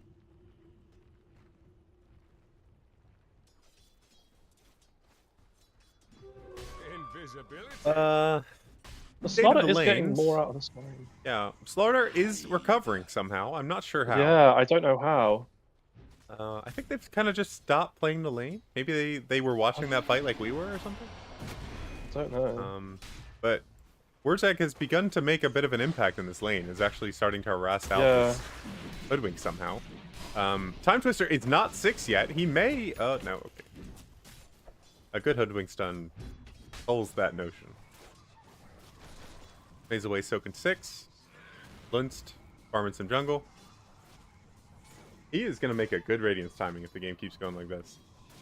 He is huge. Look at his last hits. Jesus.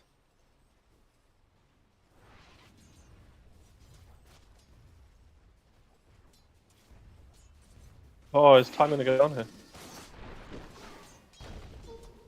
Ooh, Falcus. I don't know if that was the correct action to toss that guy. Oh, they are going to pick him up. Oh, okay, cool. Good stun. That was nice. That was a good rotation there. That was needed. I think if he would have thrown him back into his creep wave, it would have been an easier kill. But maybe he was trying to be greedy and go for both. Yeah, I'm not sure. But leads to it. Wix is using his Sandstorm, but not to kill creeps. I don't think he understands the farming mechanics around Sand King, unfortunately. The best part about this hero is you can just leave, go to the jungle, and just Sandstorm camps and farm for fun. And that is not what this guy is doing so far. Is looking difficult. He has been dusted, he is dead. Yeah. Yeah. He gets away. He already wanded though. No. He is super dead. He's up. Yeah. Yeah, I think he just needs to go to this bottom, that bottom little jungle, on the side. Just side any lane and jungle. Just pick a jungle and stack those, farm them, and just ignore lane now. He could also ask his bro Tiny, like, hey, can you make a stack or two for me? That would be awesome. Yeah. And then Kuka can come over and steal him anyway. But still, he can ask. Kuka almost has his phylactery. That's gonna be funny. I'm excited to see the phylactery, honestly. This is what dreams are made of. Once again, we are seeing the Lunston Seething show. They have once again both come out of their lanes significantly ahead, although the discrepancy is much lower than last game. Seething has only beaten his lane opponent by 800 gold this time, while Lunst has beaten him by double his net worth. So. Do Radiant want their middle tower to fall? Yeah, this... Wix does not know how to play Sand King. Wait, he's a gold tier. What the heck? Who's getting charged? Oh no, okay. Charge was cancelled. Cancelled. Hoodwink. Soaking 6. Actually, they're still both working on 6 down here. How are they so low level? There's tons of denies. Yeah, just the denies. They were Slaughter and make it up to 13 denies somehow. What? Yeah, really was able to get a lot out this lane. I'm really quite surprised, to be honest. How's he working on it? He has a rapier queued up straight into Ags. Hopefully he already has his blink being delivered. No? Okay. He is going straight Ags on Flodar. He is looking to man fight this troll. That is the opposite of what I want to do against the troll.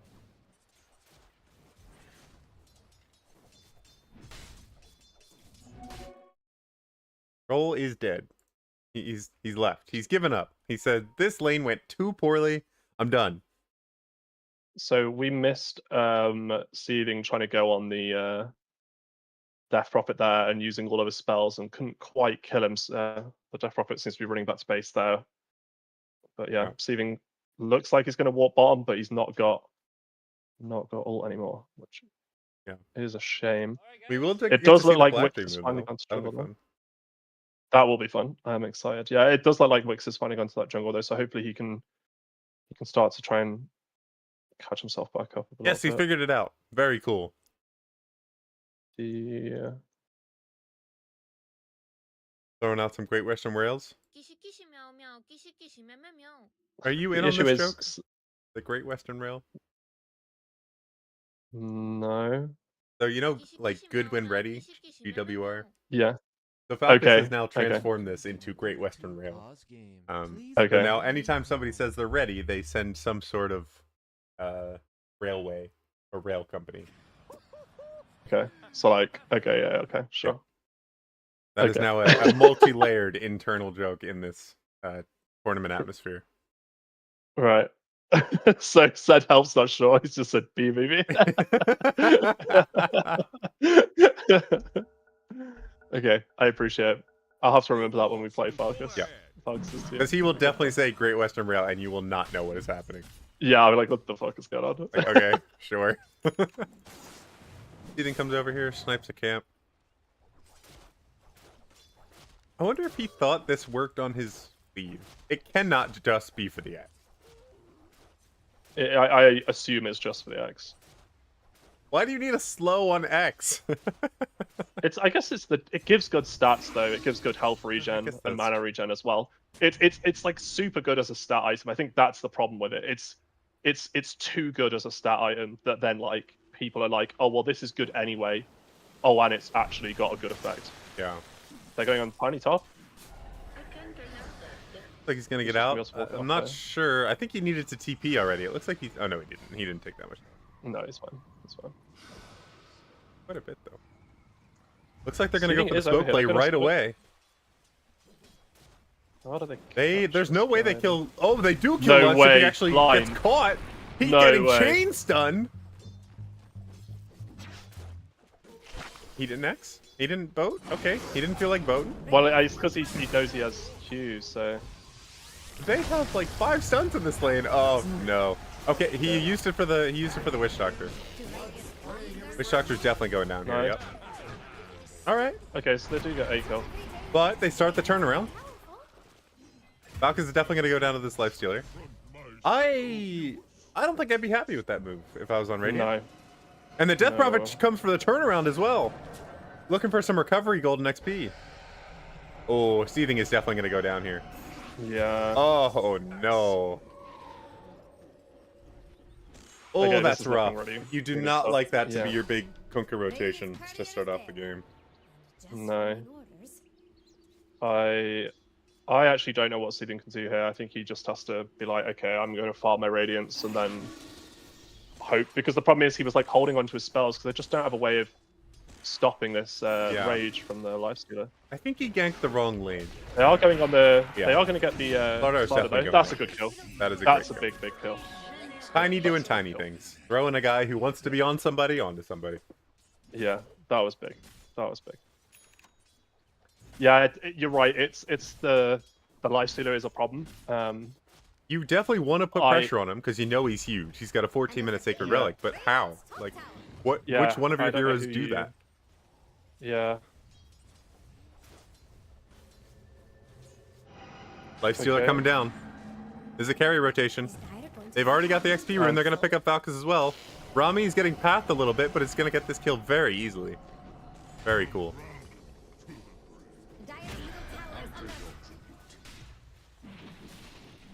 I'm not sure Lifestealer needed to be there, but it looks like he wants to show up for this fight. Really bad timing. I'd really rather just finish this Talisman, but... No Vessel for Lifestealer. Now, Vessel doesn't work very well against Lifestealer because he has a Dispel built in. So doesn't really work against his kit. Wix is going to get caught here. Yeah, it's been a rough time so far for Wix.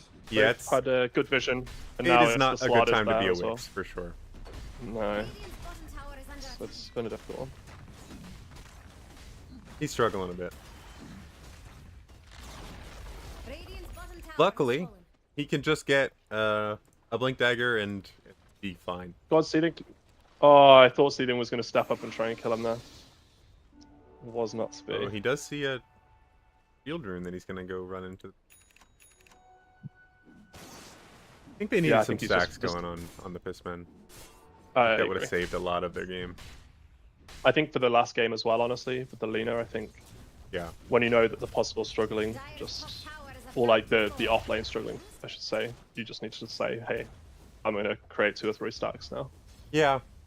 It's fine as a reactionary play in the game for sure, but I think after last game, you could just be like, okay, I'm going to come out of this lane weak. So just, I'm going to need recovery time. And you can go into your draft knowing that. So Bizzle is so far forward. Although Tiny has made these changes, yeah, this is his thing. He goes wherever you think is too far, he goes about a blink dagger forward. And then that's where he decides to play. He is one of the most aggressive core players I have ever seen. Wix is getting gone on top. Yeah, that's gonna be. But he's able to surviving. Trees. He doesn't have a TP for 15 seconds though. Oh. Uh-oh. Oh, Yules. That's an early Yules. Yeah. Well, unfortunate. They have no. Okay, bot lane. Going on the Tiny. Lunst is chasing him down with this Radiance. Wow. Seething is going to be able to get. I think. What is happening Witch Doctor in the end. Lifestealer's lost, I think. Oh no, he's following up with his Death Prophet. Oh no. Uh-oh. This ain't good. Oh no. Yeah. Okay. Oh, that's rough. That is rough. Well, just like last game, it's looking a little bit like the Lifestealer show. Yeah. Oh, the fish are going after the time. Oh no, they give up. Look at this school of fish. This is awesome. I love this cosmetic. Lardar has made it to Aghanim Scepter. He's gonna go. Please tell me he doesn't go Rapier next. That would be so funny, actually. That could put the Pissmen back in this. Blink Dagger reveal on Sand King. He misses initiation though. Oh, Abysmal is definitely gonna get out of here. Oh, nice. Oh, he gets caught by the stun. I think they're out of damage though. Troll is doing damage though. Troll is catching. Troll is getting controlled. This is the issue with Troll, I think, in this game. The problem is, it's just the fight's so broke up. The Abysmal has his Ags. Yeah. Oh. Like, Wick's gonna go down. They took so long killing Abyssal, and Troll, in fairness, was fighting 4 people by himself. Like that was the issue there. Yeah. Oh, Sand King missing his stun there might have been the turnaround point. Just be like, okay, lads. Yeah, I agree. Give it up. We'll try it again in a minute. Cedar's gonna get gone on here. Yeah, he should get away here though. Don't run to your tier 2. I don't know. I think they're gonna keep going. Why are you running up? Oh no. He wanted efficiency of the jungle. Oh no. Oh, this is bad. Oh no. He did not realize he was charged. No.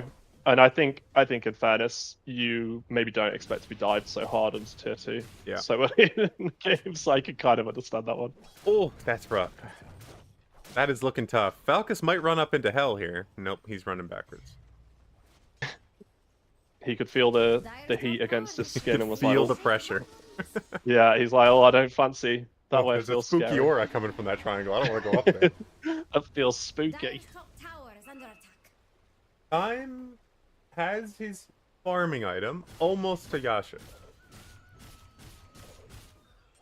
Gonna start doing a little bit of damage. I still, yeah, I don't know. I'm not excited about the late game of this troll. I think it's gonna be very sad. But I think Tiny, once he gets this Blink Dagger, he's gonna start making plays. But I just don't know who's gonna do the damage for the plays. Yeah, Dire don't look too scared of Radiant's top tower. my worry now is Radiant's top tower at the start we were saying, oh, we have 3 people who can go in, and it was like, yeah, that's 100% correct. The Lifestealer's done a really good job of kind of answering that. The issue is kind of any of those, well, 2 of those 3 that go in, they just die so quickly Yeah. that it's and the Fire guys are doing a really good job of splitting this fight up. I mean, we saw it in the last one. Yeah. Troll is like left alone basically for 10 seconds, and it takes them that long to kill the Slardar. So Yeah. yeah, it's Honestly, a this Ags has done work. He has not needed to blink in. He can just blink. Yeah. Oh, okay. He's not using his stun. Oh, okay, good stun. He's gonna get him. Whoa! Okay, that's huge. That is That massive. is huge. Witch Doctor's getting his ult off. Okay, this is huge. Do they think have I'm the gonna damage to flip it take down Rami as well. Rami? I'm not so sure they do. No, they should be able to. Good toss. Nice. The stun Huge. lands. There is still a Spirit Siphon going, though. He is back to full health almost. Rami is out of spells, though. Yeah, he's going to go down. They're gonna leave it. Yeah, nice. They give it to time. Okay, that is huge. That is a Suddenly- big turnaround. That went from what? That is almost a 4K gold swing. So big thing in that fight, Spirit Breaker was not there the entire fight. So Oh, did he that charge was off to a 4v5. side lane? Yeah, he Oh, charged off to a side lane no. as that fight started. So he then wasn't able to come back in. Disaster. So that was huge. And also, the fight happened relatively close together. So They might get this Lifestealer again. Back-to-back deaths. No way. He has his team coming in, though. I think this might be a little bit deep. Okay. They were thinking the same thing, but I don't think it's going to work like that. Yeah, I think we can. They can run out now. They don't have to keep this going. Okay, they're gonna get chased down. Spirit Breaker is actually here now, though. Oh no. Oh, Yeah. disaster. Yeah, they did this last game as well, where they overcommitted on one of the lanes. I can't remember which one it was, and it was just that like staying too long. I think that was a little bit of a shame. Sometimes you need to take your wins and Yeah. reset, chill a little bit. You don't need to instantly try and take a tower, especially a tier 1 at 20 minutes in. Yeah. Tier 1 at 20 minutes in, it doesn't matter. It doesn't matter. The gold swing wasn't too bad. I understand them wanting to close off the map a little bit. You know, I do. I get it. But I think as well, like for sure. the Lifestealer kill the previous fight, what was a little bit fortunate in that he hadn't been able to get rage off. Doing that twice in a row so quick is unlikely. I also wouldn't have an expectation of them bringing 3 heroes to defend that tower. That it seems That's like true. That's also true. That's crazy also they true. brought 3 separate heroes into that one fight when really Like, Lifestealer shouldn't even be going there, I don't think. He should be going to a safer farm, getting his next item, and then making moves, but... Yeah, but maybe that's the call, is as soon as you see the Lifestealer, you're like, okay, let's call it a day. Yeah. But yeah, I can see that. Bizzle is looking to go in. Death Prophet drops her ult. Do you think spells start coming out? Abysmal has not gotten a stun off yet for the regen on the Ags. And Troll doesn't look like he's coming back just yet. It looks like he might try to go get something else. Oh, we got a Sanjin Yasha delivered. He might try to take this fight now with that item. Yeah, this... Oh, and Pipe on Slardar. This is a heck of a Slardar build. This is cool. You never see Slardar buy items like this.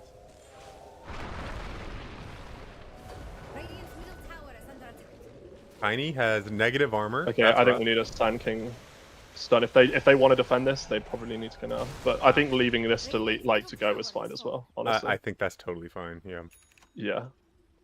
I think, honestly, this would have been the time to smoke out, because you've just seen the Death Prophet drop her ult. Yeah. This is, if you wanted to actually take a fight in the next 2 to 3 minutes, that would have been the one, but... Very true. Let's, yeah, kind of, as we said before, chill out a little bit. Oh, Falcus goes for the toss back on Death Prophet, but fails it. Tosses a creep instead. Looks like they might try to fight it anyway. This is feeling a bit more disjointed. Down to half. Death Prophet is so survivable with this Ags, though. Half is very deceptive. See, Troll gets to tier 1. Lovely stuff. Nice. Like that. I like that Troll's being a little bit efficient, even though his team is stuck in base. Yes. Love to see that. Carries, I will win this game. Don't you guys worry. Yeah. I will take all the towers, I will take all the team fights, and I will show up to the best stuff. Love it. Abysmal is a little far from his team here. I like this call from Falcus. Did Radiant's bottom tower just fall? Don't answer that. They're just a little bit slow to catch him, though. It looks like they're going straight for the Tormentor. What are you thinking? What shard would be ideal here? I think you have to say the Witch Doctor one. Yeah. If it's between that and the Spirit Breaker, I think Witch Doctor. Yeah. And Spirit Breaker is just so pathetic now. 85 bonus speed. Yeah. It's That's not. awful. Yeah, it's not great. It's fine. It's fine. I mean, it feels nice as the hero to be able to just like get in and out of fights faster. Yeah, but that's if you forget it took an investment and a second mortgage to get it. That's the thing. That's the thing. If you get it from Torm, it's completely like, yeah, great. It feels good, but yeah. I think the switcheroo's so much better just as a general shard. For sure. Yeah. Any other shards we want to see here? I mean, Slardar's is always great, but it's weird without a Blink Dagger. Yeah. I think the Death Prophet one is pretty good. I think the Death Prophet one's really good. I think the Death Prophet one is especially really, against somebody really like a Troll, because I think he gets feared even in his ult if he doesn't have BQB, right? No, because he's tranced. I think trance takes precedence. I think even over a fear. Yeah, I think so. I might be wrong, but I think so. Hopefully we get to see it. I somehow doubt it, but hopefully we do. Okay, they find the Lifestealer is very alone. Oh wow. Okay, they're just gonna kill him. They get him. Oh, that is huge. Yeah, there's that Troll matchup coming up. He does have the best matchup against Lifestealer on his team, so I'm glad he actually got to use it. Oh, and they're gonna go straight in. They didn't use anything for that. They're gonna go straight in and take another fight. They could find Atrocity on their back line, but I wouldn't guess that either. Don't worry. No, they find a Spirit Breaker. Fine. Atrocity is, or Abysmal is still sitting here. They find the Death Prophet. Find the Death Prophet.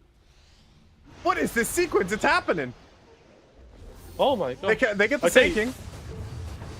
Or I'm sorry, the Sand King starts up on Mezaway. They get another one. They're gonna get the Witch Doctor. Are they gonna wrap? They're gonna find Seething too. Oh no, Seething is on their team. Oh, they're gonna find everybody. There's gonna be a full team wipe. Oh my god, what has just happened? Why, guys? How have they done this? I was so confused on who was on whose team because it just didn't make any sense. Oh my gosh! Just like that, we just see All right. an 8k lead become a 4k lead very quickly, and Yeah. into Roche with a troll. Not This that far is- back wow. from a even game again. Okay. No, fine. well after Roche, it'll be back down to something like a 3k god. So this is the Why only thing are need we to be giving careful up, of. fellas? Why are we giving up? They are quite low. No, I can see it. They are They're very all low. dead. Well, they're only dead for a little Oh, bit. Spirit Breaker's no. coming in as well. No, I can. All right, they recontrol some maps. Spirit I think Breaker is that's charging fine. in though. They want to fight. Turn this, fellas! Turn! Help your friends! No! Your whole team is there. Dire's bottom tower is under Oh, attack. They are disaster. very low. I mean, look at Seething. Seething was like basically on Troll nothing. Kid So was has Falcon. ult. He can kill both of those guys. I think that's fine. I also think they probably don't know how the net worth is looking. You know what I mean? Like Maybe. they've gone from being like we are super We have been far sitting in behind our to, base like, forever. Yeah, exactly. So I think that's okay. And to be Fine. honest, letting Roche go here Fine, now, it doesn't feel fine. good. But I mean, I think the right play is to stay and just take Roche. I think the issue Yeah. is one of them needed to have taken like outpost straight away Radiant as soon as have Troll slain walks friends. into Roche, and then anyone who's low needs to leave and then TP back in. But it's fine. You know what I Okay, think that Falcus needs to be the careful. Radiant is missing here? They're going for this kind of team fighty draft. They really needed like some auras, like a set of Greaves, maybe. I don't know, something like Yes. a Shiva's or something, because they're all balling up, but then they don't get anything out of it because once they take a fight, they're all like 50% health or lower. But if they had some regen Yeah, I and some think- sustain, that would help a lot. Yeah, I think definitely this is something that, especially after Wick was the tough lane, I think he needs to be saying to Falcus, right, I'm going to get one, you need to get the other out Yeah. of like Greaves and Pipe. I think realistically, Greaves The Dire's probably bottom tower, Jax. on the Tiny, and then the Sand King gets the Pipe would have been my Yeah. call this game. But I agree with you 100%. I agree with you 100%. Mr. Wicks, you cannot fight that guy. I'm so sorry. Troll is not Okay. here yet. All right, Troll's in Okay, the fight Sand King now. goes in. He's hitting the Death Prophet. Time is running away from the Death Prophet. They are going to kill the Death Prophet here. Death Prophet is definitely That's going a down good here. Troll still has ult. He's going to use it. He's getting controlled though. Unfortunately, he went on a guy with a lot of armor. He might get him though. Oh, that's the Seething throw into the wrong target though. There is still a lifestealer at Aegis. Oh, this is not looking good. The Seething throw This has was gone just very like, the throw poor. of the Seething was a shame, yeah. Oh, Yeah, that was a shame. Abysmal's Ags is doing work. He is not dying to Yeah. anything. He is sitting on 44 armor when he's in his... I'm sorry, 34 armor when he's sitting in his puddle. Radiant He just is taking no damage from Troll.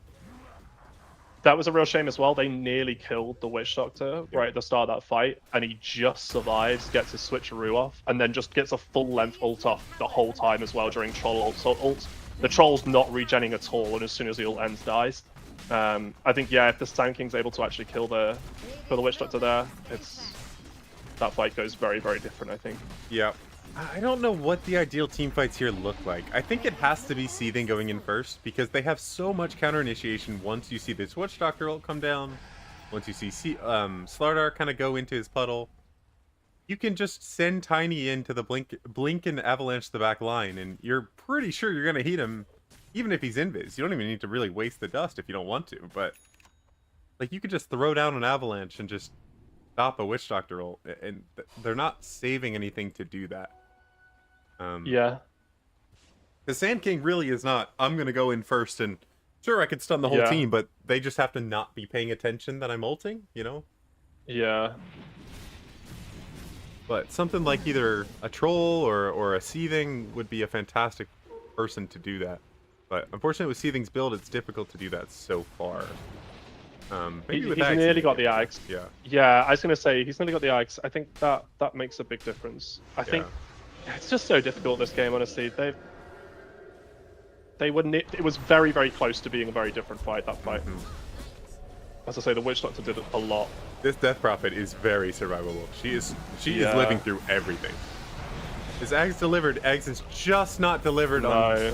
It just got delivered on Seething. That's really unfortunate. Wix has got his ult off on the back. It's doing a lot of work. Falcons tried to do it. He tried to go in to cancel that Witch Doctor ult this time, but he just couldn't quite find it. They're going to troll ult. Yeah. Okay. This is going to be it. Yeah, it's GG. Yeah. Okay. Yeah, unlucky guys. I think the idea was better this game. I think top lane just did really, really poorly on the side of BPM. I think Vi guys looked very strong. I think they looked very, very strong in both games actually. That safe lane is something to be reckoned with. They are crushing their lanes.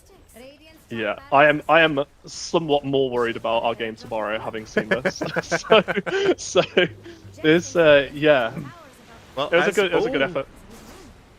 Abysmal gets brought into the fountain, but they still don't pick him up. Oh no. Why they do? Not yet. Oh, they're gonna get him. They do get him. Megas are not down. They have not called GG yet. And their atrocity has dove the fountain, so potential for throws are still alive. There is an Ags on Seething he definitely wants to use. The tossback. Here it comes. Okay, the fleet of ships is coming. Ship 1. Look at those Ship fleet 2. of ships. Okay. Troll is alive. There's an ult. He definitely cannot kill Lifestealer. Maybe he can kill somebody else. Nope, it doesn't look like it. Oh. He doesn't have an MKB or anything. He is winning this fight, but I don't know. Just keep hitting him. I mean, why back off now? Once you get your stacks up, that's the hard part. And they really need some damage from somewhere. Wix is coming in with an ult. He gets one. Should kill Sand King. It's gonna be close. Oh my god. Get Sand King. Time has decided he can fight. I think he's correct, but he's backing off. Okay, they are gonna. He's going Lifestealer. I really think he just wants to kill Root. Nice, he gets this Root. It's enough. Oh my goodness. Oh, time was very indecisive there. Yeah. They survive with a melee Rax. Yeah, the game does go on. I did definitely prematurely call it. So I also thought it was going to be GG. I did not think they would dive the fountain and throw, but here we are. Wow. We've nearly got a basher on the troll. I think that's huge. That'll be a big deal, yeah. I think that's really big. He still can't hit him because he's got a Radiance, but I guess 1 out of every 25 out of 1 out of every 4. Or exactly. 1 out of every 4 out of every 1 out of every 4 might bash him.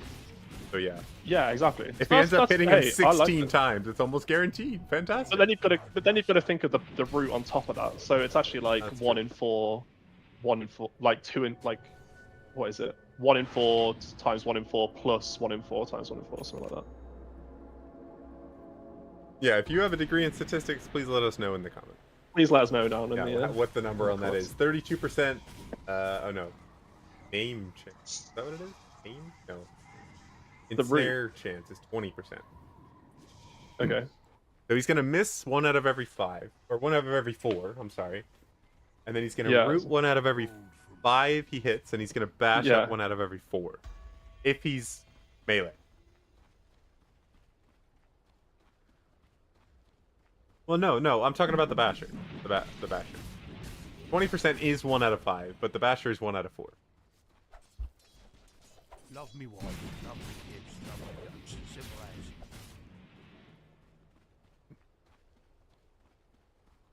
So, you know, there's some math in there. Too much Dota happening to worry about it right now. That's an after. So they're gonna run down bot lane.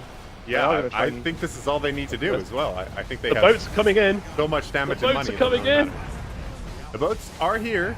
Wix is on the backline doing quite a bit of damage. It might not be enough though. I don't know if it'll be enough. Oh, Luntz has a basher now as well. The troll is doing so much work. Oh, the control! Wow. No. Okay, Spirit Breaker. Oh. That was huge from the Spirit Breaker. I take like everything I said. Unfortunately, that is what I thought was going to happen in the draft. I was hoping I did not have to see it, but there it was. Yeah, the lanes from Bye Guys went really well, and they just took a lot of advantage from it. For sure. I think the BPM need to work on their offlane a little bit, get some stacks going, get some recovery going, because I don't think these are unplayable games. I think you just need to. Continuously dying in the top lane is not the way to recover. And I think they did have a good draft, but at the disadvantage they were at, it was just once again the Lifestealer show. So Lunst with 2 very impressive carry performances. Yeah, close definitely. out that game. Yeah, I don't understand the roam. You know what roam is? How do you mean? Like Sedhep said roam at the end there. Oh, I don't know. I've seen that one. I'm too old for this. Okay. I don't know any of this stuff. Gotcha. One thing I will say, I think Thyme had a much stronger showing game 2. Yeah. And I think Sedhelp being on that hoodwink, I think their lane should have gone better, but I think they looked more comfortable in game doing whatever, all their jazz on those heroes. So I think that was a good change. But yeah, I think for sure we said it, and the Sand King was able to do a lot of damage in those fights, but is 3,000-4,000 gold behind where he would want to be. And I think that lack of pipe or lack of an extra item, I think you can definitely feel it. So for sure, I think the slider played really well. And to be honest, hey, the Spirit Breaker, I didn't really see how it was going to have an impact, mainly because I just thought it was just going to really struggle in lane. But the Spirit Breaker was humongous that game. It did so much, so fair play. It did really well. Yeah, it was those your piercing stuns. That's what I was worried about. So. Yeah. All right, we're gonna get Falcus in here for an interview. Get him in for the second place. I hate to call it a loser's interview, but the not winners interview. And we'll get him in first, and that looks like we'll get in Lunsta Valentine for the second one. Cool. Welcome, Falcus. Hello, can you hear me? We can, yes, we can hear you. Commiserations on your tough defeat. It's a rough one. It's definitely a rough one. Not what we were expecting or hoping for, but it is what it is. Yeah. When you're playing big old abysmal. Sorry, atrocity. Sorry. I mean catastrophe. Yeah. He goes by all of them, as far as I know. I think we also changed what we were calling him by a few times during that game as well. I definitely switched to atrocity at some point, yeah. Yeah. Oh, he's the only person I actually refer to by real name, because otherwise there's nothing. It's the only one he doesn't change. That would be a hilarious April Fool's from him in the future. Change his name by deed poll. God, commitment to the bit. Impressive. That'd be crazy. So what were you thinking there? On the piss men? Sorry, I was just fucking with the soundboard. Oh, is that what it was? Yeah, I was like, Scotty's here. Yeah. So we kind of had to. Sorry. Any thoughts on the piss? Yeah, Scotty, thanks. So I've got a couple. So draft 1, right? So Seething and I at 3 a.m. last night, after a couple games of Hearthstone, let's talk through the draft, and we had some ideas. We were kind of right, they're gonna put. I'm just gonna call him Anton because I can't be bothered with all of his other fucking titles. They're gonna put Anton back in Centaur jail because that's where he lives. He was put there many years ago, and he stays there. And we were like, right, well, should we just let him have it? And I was like, well, maybe we don't let him have it, because it's a bit like the Mori effect, put him on Centaur, you put him on anything else, and then the game is just easier. So you're not, rather than targeting George is probably their best player. Sorry, Lunst Valentine. So it's let's not target him. Let's just let's take out the Centaur. And then I was like, right, wait, what if we play the Centaur? Because we're having this discussion. We need to take out Clock and take out Centaur, and it's right, let's ban the Clock, pick the Centaur, and then guide him onto Axe, and then we'll pick an Ursa, because that also means that Lunst can't play Ursa. And we were like, this is going to be this is brilliant, because Axe is going to have a terrible lane, Time's going to have a great time, and let's not worry about the rest of it. I was kind of like, I kind of want to play Pudge, but we'll just wait and see. I think towards the end of the draft, we picked up Seething's hero on the Lina, and that was just because I was like, you're not getting any more information on your mid lane or anything else. Like, we will still have to pick before then. So, like, let's pick your hero, avoid those bans.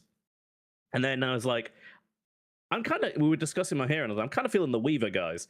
And then out comes the Weaver ban, and I was like, okay, guess they were feeling it too. Sylar didn't like anything I suggested the whole time. Okay. And then yeah, we ended up with the draft that we had, and we were kind of thinking this is going to be okay. And then I think I fucked my lane a bit. I just played overly aggressive. I should have sat back a lot more. Time and Said didn't have a good time.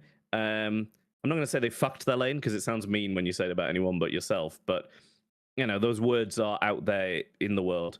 And then Seething had a great time. But the problem was, even though Seething had a great time, Viper still kind of just shows up and says, fuck you to everybody else. Yeah. Especially the supports. So that wasn't great. And I'm going to stand by the Pudge pick because, you know, I got a couple decent hooks, I feel, and I just think we'd have been worse off without them. But all in all, it kind of went tits up pretty quick. Yeah. I think what we said after the Pudge was we kind of expected you after kind of level 2, when the Ogre actually has spells and suddenly is a hero, to just be really annoying, like swapping between lanes. But I think you guys didn't expect to struggle as much as you did in top lane. And then obviously bot lane went pretty rough as well. So I think it did make it tough for you, in fairness. I think some comms issues, because obviously, like, I would have happily just ditched the Centaur, gone top, and had a good time with the boys. But yeah, like, I didn't really know they were having a bad time until about 5-6 minutes of that time. Like, Seething's kind of ganking. I did go up there a couple of times. You know, we got a couple of kills. I think what really turned the tide was I think we smoked up, ran top to kill the Axe, but they'd smoked up and like wrapped behind us, and it just turned into a really bad fight. Like, we got the kill on the Axe, but then everything else just went downhill, and that was kind of then the turning point. They'd taken a bunch of towers already. They then just kind of hammered down top, and everything fell apart, as they say. Yeah, we were thinking maybe, especially since you've struggled now in 2 of your safe lanes, putting time on something that is like so tempo based, like an Ursa, that can't go recover. I think that was his main issue, because he struggled in 2 lanes in a row. And Troll can recover a little bit, he can jungle a bit, but Ursa really can't do that. You know, so maybe something that can get him some kind of money outside of a lane. So I actually enjoyed the Troll. I enjoyed the Troll, to be fair. Thank you. For game 2, we kind of just went, I was sat there, and the timer was ticking down on become captain. I said to sit, because Seething had kind of been, we'd been drafting like together, but he was clicking the buttons because I enjoyed it game 1. I just got a trash talk the whole time while we drafted. And like, I said to him, I said, "Oh, do you want a captain again?" Because I thought it was a rough game. He might be feeling a bit out of it. Maybe he doesn't want the pressure again. Like, let's spread the load. So I was like, sure, fine, I'll do it. I don't think I really wanted to do it either at that point, to be honest.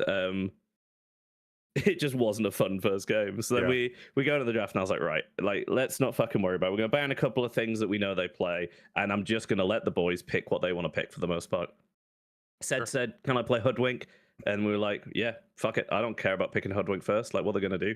So, I think they wanted the Centaur first, but we were like, yeah, fuck it. Let's just not give him that, you know? Yeah. And then, so we picked the Hoodwink, a couple more bans, see things like, they've left Conquering. Can you ban a Huskar and I'll have Conquer? And I was like, you know what, fuck it. Like, I had someone else going to ban here, but realistically, it's not going to get picked for a while, so we'll leave it. I'll ban the Huskar, you can have Conquer. And then I was like, Wix, what do you want? Like, do you want Sand King? Because he's been enjoying Sand King recently. He's kind of like, oh, let's wait and see what they pick. But I was like, but is it on the cards? He was like, yeah, I probably want it. And I was like, okay, cool, right, you can play Sand King. And then it got to me, and it's like, there's other stuff I'd rather play, but like, then Sylar pipes up like, oh, is there a world where you play Tiny? And I'm like, yeah, fine. Like, he's in the hero pool, he can go in. I was like, fine, I'll play the Tiny. And then for our last pick, we were going to go Gyrocopter. Yeah. But I just kind of thought, let's not pick the Gyro early, because Like, we're just kind of opening it up to maybe having some issues. And I was like, also, I picked my hero last time, and it was kind of a pain because they did just ban out a few more things. So I was like, you know what, fuck it, I'll just pick the tiny now because I agree it's probably decent. And then we'll pick the gyro last. They instantly banned the gyro. So we banned a couple more things, and we were like, right, what are we going with here? And then I was like, and then Sylar comes back with Troll because he was looking through the list that he'd been sent by Time. And I was like, yeah, fuck it. I was like, time had actually disappeared at this point. We were trying to talk to him, and it turns out he just wandered off because he definitely came back from somewhere. Okay. And then he just, I was like, sorry, was that midway through the draft or midway through the game? Yeah, midway through the draft. Okay. And I was like, he do you want to play Troll? He's like, oh, let's just... He's like, cool. Yeah, he's like, oh, can we wait? And I'm like, no, I mean, it's next. I'm not just going to insta pick it. Like, we will see what they pick, but can we play it? And he's like, yeah, it's fun. And then they picked the Life Stealer, and I was like, right, boys, are we fine with Troll? And I just got a yes, and I went, right, that's the one then. So the second draft was definitely a lot more sort of willy-nilly, and I was like, kind of in the hopes that at the end of the day, if everything goes to shit, can we at least have fun? Now, would I say that happened? That second game looked a little bit more fun. I love playing Tiny. Yeah. If I just throw some people around, I have loads of fun. Yeah. Honestly, it wasn't that fun on the Tiny because, like, I was kind of just waiting for my blink for ages, and then it's like I want to blink in and toss someone back, but it is suicide every time. So, like, if I blink in and one of my boys is just not close enough for me to throw them someone, then it's like, well, I'm just fucked. And it's like I can't really do anything to the Life Stealer as soon as he rages, but neither could half of us. Yeah, Life Stealer it wasn't the best time. I mean, Wurzag whipping out the barrier. True. Spirit Breaker into Troll is pretty tough. He has a lot of lockdown for that guy. I was excited about the Troll pick. I think it was a good Troll pick, except the core or the carry to carry matchup was fantastic. Yes. I didn't like much else about the Troll pick. The rest of the game would have made him so sad. But I think you guys could have covered for it if the rest of the game hadn't gone poorly. But, you know, it did, and that's how it goes. So, because we spoke in between the games about, like, kind of what we wanted to see differently from you guys, and your draft basically did all of that. It was really cool. Like, all of your things that you changed, we'd kind of already talked about. We listed off like 4 things. I forget what they all are, but I was like, wow, they did exactly what we just talked about. That's fantastic. It was great. So I was really excited about your draft. It just didn't come together in the end. It did not land. Yeah, I mean, I ended up in a really boring warding battle with Mazelway. I mean, I would like to say to all the supports out there, like, get like 3 sentries, and if all you're doing is dewarding each other's sentries, just say fuck it. Gentleman's agreement, no wards. Like, what is the point? It's a waste of time. You are wasting money. God, We'd rather do something else. Just fucking leave it. I know my boy's invisible, but just let him. Like, come on, let's not be twats about it. Like, we're all trying to have a good time here. Stop making me waste money on sentry wards. I don't think that's fair. You picked an invis hero and you decided you didn't want to have a sentry battle? Hey, look. Buy all the dust you want. Buy all the dust you want. I'm not saying you have to leave him invis, but just let's stop fucking about with the sentry wards. Like, you can have your own opinions, I suppose. Waste of time. You're not playing support, Jax. That's why you're not getting this. Like, I do play it is support. Not fun for either person. It's like you've just gone, hey, right, let's punch each other in the balls repeatedly and see who wins. I'll tell you who wins. No one. Nobody wins in that scenario. No, it's like, who knows the cooler spots? It sounds like you're dumb enough it's worth you being infertile, but who knows the cooler spots? It's not who knows the cooler spots, because all you're doing is going, right, lane's in my favor now. Down goes the ward. Let's spend 10 seconds looking around. Because there are no cool... Like, I'm not saying warding in general. Warding in general is fine, but just placing sentries in lane for the Sand King. Like, what a waste. Like, fucking 6 sentries each. That's 300 gold.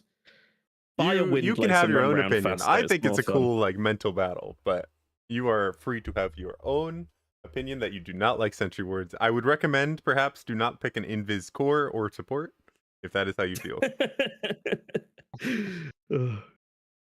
Cool. But yeah, overall, I mean, not a great evening, to be honest, but yeah, sounds like you got a little bit of work to do. Fix. You know, some things to fix up, and then hopefully you'll come back stronger and ready to crush your next opponents. You say work to do. There are 2 options in this sort of scenario. One is do the work. The other is fuck it off. Like, you could do that too. And it's 50-50 at the moment. Like, do the work sounds like a lot of work. You could just say fuck it and just do the exact same thing, I guess. Yeah, that is definitely an option. We're just going to draft those. Yeah, draft the exact same thing. I really think that second draft could have worked. I think it was really good draft. Hey man, it's my draft. I believe in it. What can I say? Yeah. I definitely didn't just ask everyone what they wanted to play and kind of went, you know what, that doesn't sound like a massive fuck up, so let's do it. If that was the case, your team had fantastic feeling about what I think you needed in that draft. So I would trust them. I mean, think they got what it's got. Siler chimed in a couple of times, but like... No, it's your draft. Come on. I meant... No, I'm not taking credit away from me. I'm taking credit away from a couple of the lads. Okay, good. The credit's still all mine. They just work for me. That's how this is. Well, thank you very much. I won't drag the interview out like I usually do. Yes. I will catch you boys later. I will leave you with this inspirational music from the soundboard. Oh, fantastic. Oh. Wow. I'm just remembering better times. Good luck in the rest of GFG, Falcus. He's gone, but to the rest of BPM, thank you so much. Yeah, gone but never forgotten. I'm gonna see if Falcus did Falcus take long. I guess I should at Lund. Or just drag him in. He's in team 2. Let's see. Oh, I see. Okay, there we go. All right. Yeah, perfect. I got you. Hello. Hello. Yeah, Hello. Yeah, you can't join the casters, I guess, but we got you. Yeah. Oof. So, what are you feeling? Good games. Yeah, I mean, I'm not gonna lie. We weren't gonna sweat most of our games, but if we were gonna sweat one game, it was this game. I see. It really felt like the Lund's Valentine show in both of those games. You were really did. crushing those games. It really did. I mean, yeah, I've been on Stevens' team before, and obviously Wurzag, Atrocity have been on Stevens' team before. Yeah. So there was a lot of questions when their team disbanded about who was to blame, and we had something to prove. I enjoyed it, basically. This is your game proving everyone left was the problem, not the people who left. Yeah, exactly. I see. Okay, a grudge match. I like it. Brilliant. And I really liked I think we had some good strats. I think like our basic game plan going into both games was like try and neutralize the mid lane and then win the 2 side lanes, which I think basically we did both games. And then definitely. We had like I'd say on our team we've got pretty strong laners, but we're not like that's our best part of the game. Yeah. So it was just kind of like your safe lane is scary. Yeah. Wurzags and Maze Away were both pretty on it with the early game supporting. And then think like, as soon as we had the control of the game, and we did try and throw a couple times. You did your best. The jungle. Atrocity did his best having the fountain there at the end. He was trying to lose, but you guys wouldn't decided to farm under a ward as well for no reason. Oh yeah, come on. There was also a top lane fight in game 1 where you guys just walked under their tier 2 for like after seeing where they all were, and then just stood under tier 2 taking tower damage for the whole fight. That was cool. Your Viper just tanked like 600 tower damage for no reason. Yeah. I don't know about that. But yeah, no. It's really good as well. We've got Bob coaching us, and we had some like pre-planned ideas and strats and stuff that I think it helps as well, because I think Siler's coaching them, and I feel like I know what advice Siler gives, and I also know like how those guys think, whereas we were a bit more unknown to them. I think I think we knew them better than they knew us, and I've been playing because they were all these shot callers when you guys were all there, right? So. Yeah, and I've been playing mid in the previous tournaments, and they're not used to me playing safe lane, so I think it's like a new vibe we've got, which I like. That's what I thought it was going to be at the beginning of this draft. I thought it was going to be you on mid, because I was like, oh, Lunst, me, and Seething all run into each other on mid all the time. Well, we did have quite an interesting time putting together the team. It was sort of like a few of us wanted to play, and then we just sort of cobbled together people and placed them where they wanted to go. And I also like with GTI, I got a little bit frustrated where like normally the best person on the team is mid, and Like you can do so much, but then like whereas sometimes if you're just playing a nice chill safe lane game, sometimes if you want to carry, sometimes you should just play a carry. Yeah. And I think also like it works well against I don't know about the other teams, but this team in particular, I think we had some like really good drafting notes. Like we baited them into the pig and the pudge because I think Falcus was basically down to like Phoenix or Phoenix, Tiny, or Pudge were his 3 remaining heroes, and it was a terrible Phoenix game, and it was a terrible Tiny game. We called that. I was saying it was like you guys cornered him into picking one hero, and I didn't think Pudge was the hero, but he went for it anyway. But we said Weaver, and then you instantly banned it, and we were like, "Oh, okay, there goes that one." Because I think we saw when they played the previous game as well, is that like Falcus will bail on the lane when Wix is struggling. And it's fine if he's playing like a hero like the Sand King in the second game can recover, like go jungle, play like sketchy on the lane. But Centaur, you have to kind of play the lane, And so we just kind of knew at that point it was like, well, that's 2 heroes kind of out of the game effectively, and then snowballed from there. Right. So. You could feel it. You could feel that your side lane was your side lanes were the focal point for sure. These guys want to crush these side lanes and make sure that Seething cannot carry this from the mid lane. It really felt like that was your plan.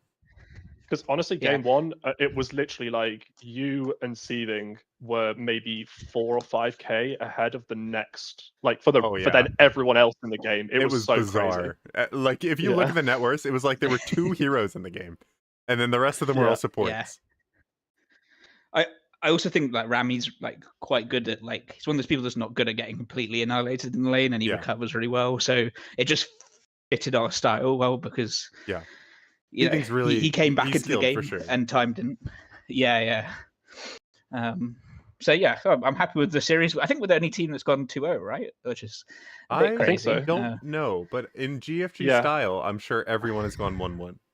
I think the other 2 games were 1-1. So we've definitely ruined that kind of. Yeah, you're the problem this time. Balancing. Are you happy about that? We'll have to throw against you guys tomorrow. Don't worry. Hey, I think it'll be a game of throws more than anything. What were we called last time? Were we Gubcord or GC? Oh, we were GCDD last time, weren't we? Yeah. We were the ones that messed it up last time because we 2-0'd everybody and they got 0-2'd twice in a row. I think we were the only team that didn't 1-1 everybody. Bob wants me to mention the Kunkka because he wants to masturbate himself on that. We did know they were going to pick the Kunkka. Okay. And we were like, we just had heroes for it. I felt like as well. I think we also kind of pulled it off in mid. He almost solo killed him early on. That was really cool. Yeah. We also opened early with the DP. I don't know if you noticed. We opened early with the DP, which I think they thought we were putting off lane because we've done that before. I would have thought that as well. I thought you would have wanted a stronger off lane. We both thought it was off lane when you picked it. Yeah. So we were like, if we can get the DP versus Kunkka matchup, that's like a pretty decent one for DP. And then we've got we've kind of baited them into getting the lanes wrong and stuff. That was Bob. That was Bob's call. I see that one. God, get yourself a coach is how to win. It sounds like. Apparently, yeah.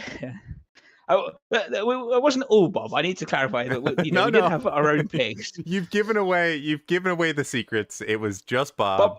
Bob played all 5 heroes. Bob wanted to play Wraith King in that last game instead of Lifesteal, and I was like, no, I want to play Lifesteal. Oh, Sheep's called Wraith King. We did. I said Wraith King, yeah. But I don't know. People were like, oh, the Troll versus Wraith King matchup's a bit. Troll versus Lifestealer matchup's a bit bad. But I was also kind of like, I think I knew I was going to outfarm farm time, and then knew I was going to get an Ags at some point, and that matchup was actually like one of those ones where if you're decently ahead, it's like the matchup reverses because you just sort of you just leave. He ults. And then he ults, and then you just kill him leave. after his ult ends. Just like, I'll go in this creep, I'll go in that hero, I'll go in him. No problem. Jack's also called that you had a lot of stun for the troll as well. I mean, you had 2 BKB piercing stuns, so it's like the carry matchup felt rough, but everything else about that game wasn't so fun for the troll, and especially because that lane, to me, the Slardar Spirit Breaker lane had no right to go as well as it did. Like, I really thought they were going to get trashed in lane, and they did really well. Yeah, we did slightly goober up the top lane. Like, I think like Maisel's first stun like missed completely, and then we ended up getting kited, and then the first ult was on for like 0.1 seconds, but we put it back. We it was like like quite hard to. We were like, oh yeah, get Witchrock to 6, and then we'll just blow them both up. Yeah. And then, you guys didn't need to wait till 6. You killed them well before that. Yeah, you had free farm that whole game. Yeah. But yeah, happy. Nice start to the tournament. Sort of now we can actually chill and not not sweat with the rest of the games. We're already planning our draft, what we're going to play versus GF plus G. So that's gonna try and make it a spicy one. We got them. I think we got them in the last week. Bob was saying. So we're gonna pull out some trolley picks. Oh, very fun. Is that the idea for as long as you playing the namesake of the tournament? Everybody picks troll picks. Well, so for full context, right? I first played GFG plus G. I think it was like 12 years ago, 10 years ago, in like a Blink Dota tournament. Like Scotty mentioned it in the opening ceremony. So like, and I just remember it being like the most one-sided game I've ever played. So ever since then, whenever we play them, I'm always like, no, we're gonna make it a fun game. We're not gonna sweat. We're gonna have a good time. Yeah. You know, we're gonna pick Meepo, or we're gonna pick something stupid. And yeah, because it's a fun tournament. We don't want to, aside from crushing the Pissman, which was a goal. We want to have a good time and and just chill out. And I think that's what most of the teams are doing anyway. So yeah, I like that. Yeah, that sounds like a fun way to. I guess I don't like the disrespecting opponents too much, but if you don't want it to be, you want them to be entertaining games, right? You don't want it to just be like a mega stomp. So. Yeah, I think also you've got to just like respect that. You know, if you've got like a team of 2K lads and they're playing a team of like 2.5K lads, it's not fun just to either get stomped or be stomped. Yeah, so make the game as fun and interesting. Is that the difference between your teams, 2K to 2.5K? Like for half. I think rank. we're quite for GFG. Yeah. Gotcha. Oh, that's not that big. That's what, like Archon. What's 2K? I think that's the bottom of Archon, and then 2.5. No, it's like Archon. I think it's High Crusader. I think. Oh. I know GFG like are like significantly lower on average than the other teams. Yeah. Yeah, I think it's over a full rank. The difference, because I was looking at this. Okay. I was like, yeah, that fit. You know, like a whole team of Archons playing a whole team of Legends doesn't feel. That's good, rough. or whatever the equivalent is. God, you guys are in the MMR police. The MMR police are coming for you guys. We actually we have a more boosted team originally. It's going to be worse tomorrow. We originally had Vi guys, which was actually more MMR. And we did have the MMR police after us quite aggressively for that, which it wasn't intentional, to clarify. Like, we just picked up who was left, and it was like, I think it was a choice between like Door and all the leftovers are too high. It was like Door and Marzipan, and it was like Door's somehow ancient or whatever, and I think Marzipan's like Archon 3. So it was like, it's like we took the lowest people left. You know, what I mean, that were still legal. I guess somehow all the real shitters just. I think. Because the cap was so low, there was actually a lot of value in the lower more players because you had to get some lower more players to. Yeah. Like, oh, we can get a higher guy if we get a Herald. Yeah, and I started out obviously like I think I'm down as Ancient 1. I had Ancient 1. I think Rami's down as Legend something. So we were expensive at the start, you know, before we even bought any other lads. It was a bit of a struggle. Oh, that's funny. Yeah. I love that there's like a little MMR value thing going around. That's who I used to be in our tournaments. I was always the low MMR value player. Because I was always not just anymore. like no, I'm not anymore. I've actually played ranked now, so I'm too high. Yeah. You can boost it. Yeah, I'm boosted to hell now. So I'm just like, if I show up, I'm the same. Well, I'm a little higher skill, but like not that much. And I throw off all the balances now. I'm the opposite of what I used to be. Oh, disaster. Yeah. That's so funny. Who's left? Who's the lowest we can get? We are ironically. We've got Mazel, and Mazel's good. Mazel probably plays better than his rank, to be fair. So I think we did fine in the end, but it was I think it was a bit of a scramble. A lot of people play better than their rank in this tournament because nobody plays. Because everyone in this tournament plays unranked, like almost exclusively. Yeah, I don't think I've had like a ranked MMR for like 4 or 5 years now. Probably. Yeah. I'm scared. I'm one of those people that's scared. I'm like, yeah, I used to be this rank. I'm definitely going to get back to that rank. But if I ever calibrated, yeah. If I ever calibrate like Crusader 4, you're like, ah, shit. All the problem is it'd be too far the other way, and you'd still be like an Ancient 5, and you wouldn't be able to play. Like, damn it! That's the other option. Yeah. I can't play my tournament anymore. Yeah, that's hilarious. Well, thank you so much for coming to the interview, and good luck in the rest of the tournament in your games. Apart from tomorrow. Apart from tomorrow, because Maggie Sheeps is a little bit nervous after seeing those 2 games. I am way more scared after watching that performance than I was before. No, we'll reduce this. We'll try and reduce the sweat. We just needed that win. Hey, every tournament needs a winner. Okay. Yeah, that's very true. Yeah, we also can't let Falcus win a tournament. He does not shut up about winning GTI that one time where he got carried to the end. So I think if he won this, we'd never fucking hear the end of it. So good. He'd be like, "I'm the only 2-time tournament winner in the whole thing." I'm like, dude, that's completely irrelevant. Oh, well, I guess we'll find out at the end whether we see that happen. They could come together. They could be like early year, like Liquid or something. And then by the end of the year, they're winning TI. You know, it could happen. And I think that wasn't a good demo as well, because I think they're poor laners, but good like mid-game players. Like, so I think if we hadn't done so well at the start, it would have been like, we felt like pressured on our time, like, even though maybe we still had scaling, just because I think they're quite well coordinated into the mid and late game. And you saw that a couple of times. Like, yeah, for sure. We had those turnaround fights where we were just like, oh my god, it happened. They did it somehow. Yeah, and you say both fights as well, when they took that turnaround, they just weren't quite close enough then to be able to like capitalize on it. So you're right, I agree. I think they'll have a decent tournament this time around. Yeah. Well, we shall see. The time will tell. Not Time Twister, but time. No, time. Yeah. Right. I will leave you to it, lads. Cheers. Thank you so much. Cheers. Thanks for playing. Thanks for interviewing. All right. You want to wrap this up? Any final closing notes on our 2-game series here between the Vi guys and the BPM? Forget it. Yeah, the Pissman. Yeah, I think Valentine summed up well, to be honest. I think Vi guys look very, very strong. I think they definitely will be a force to be reckoned with in this tournament. And I think the Pissmen, I think if they can get their lanes a bit better, I think they've definitely got more to show than they did today. So I would not be surprised to be seeing both of these teams back in the kind of semi-finals or playoffs, or I can't remember the structure of this tournament, but whatever it is after group stages, I wouldn't be surprised to see both of them up there. So yeah, I'm excited to see how it turns out, and I will be looking forward to your game tomorrow as well. Do you know who's streaming it? I'm sure it says it is Falcus. Nice. Oh, so he's going to return the favor.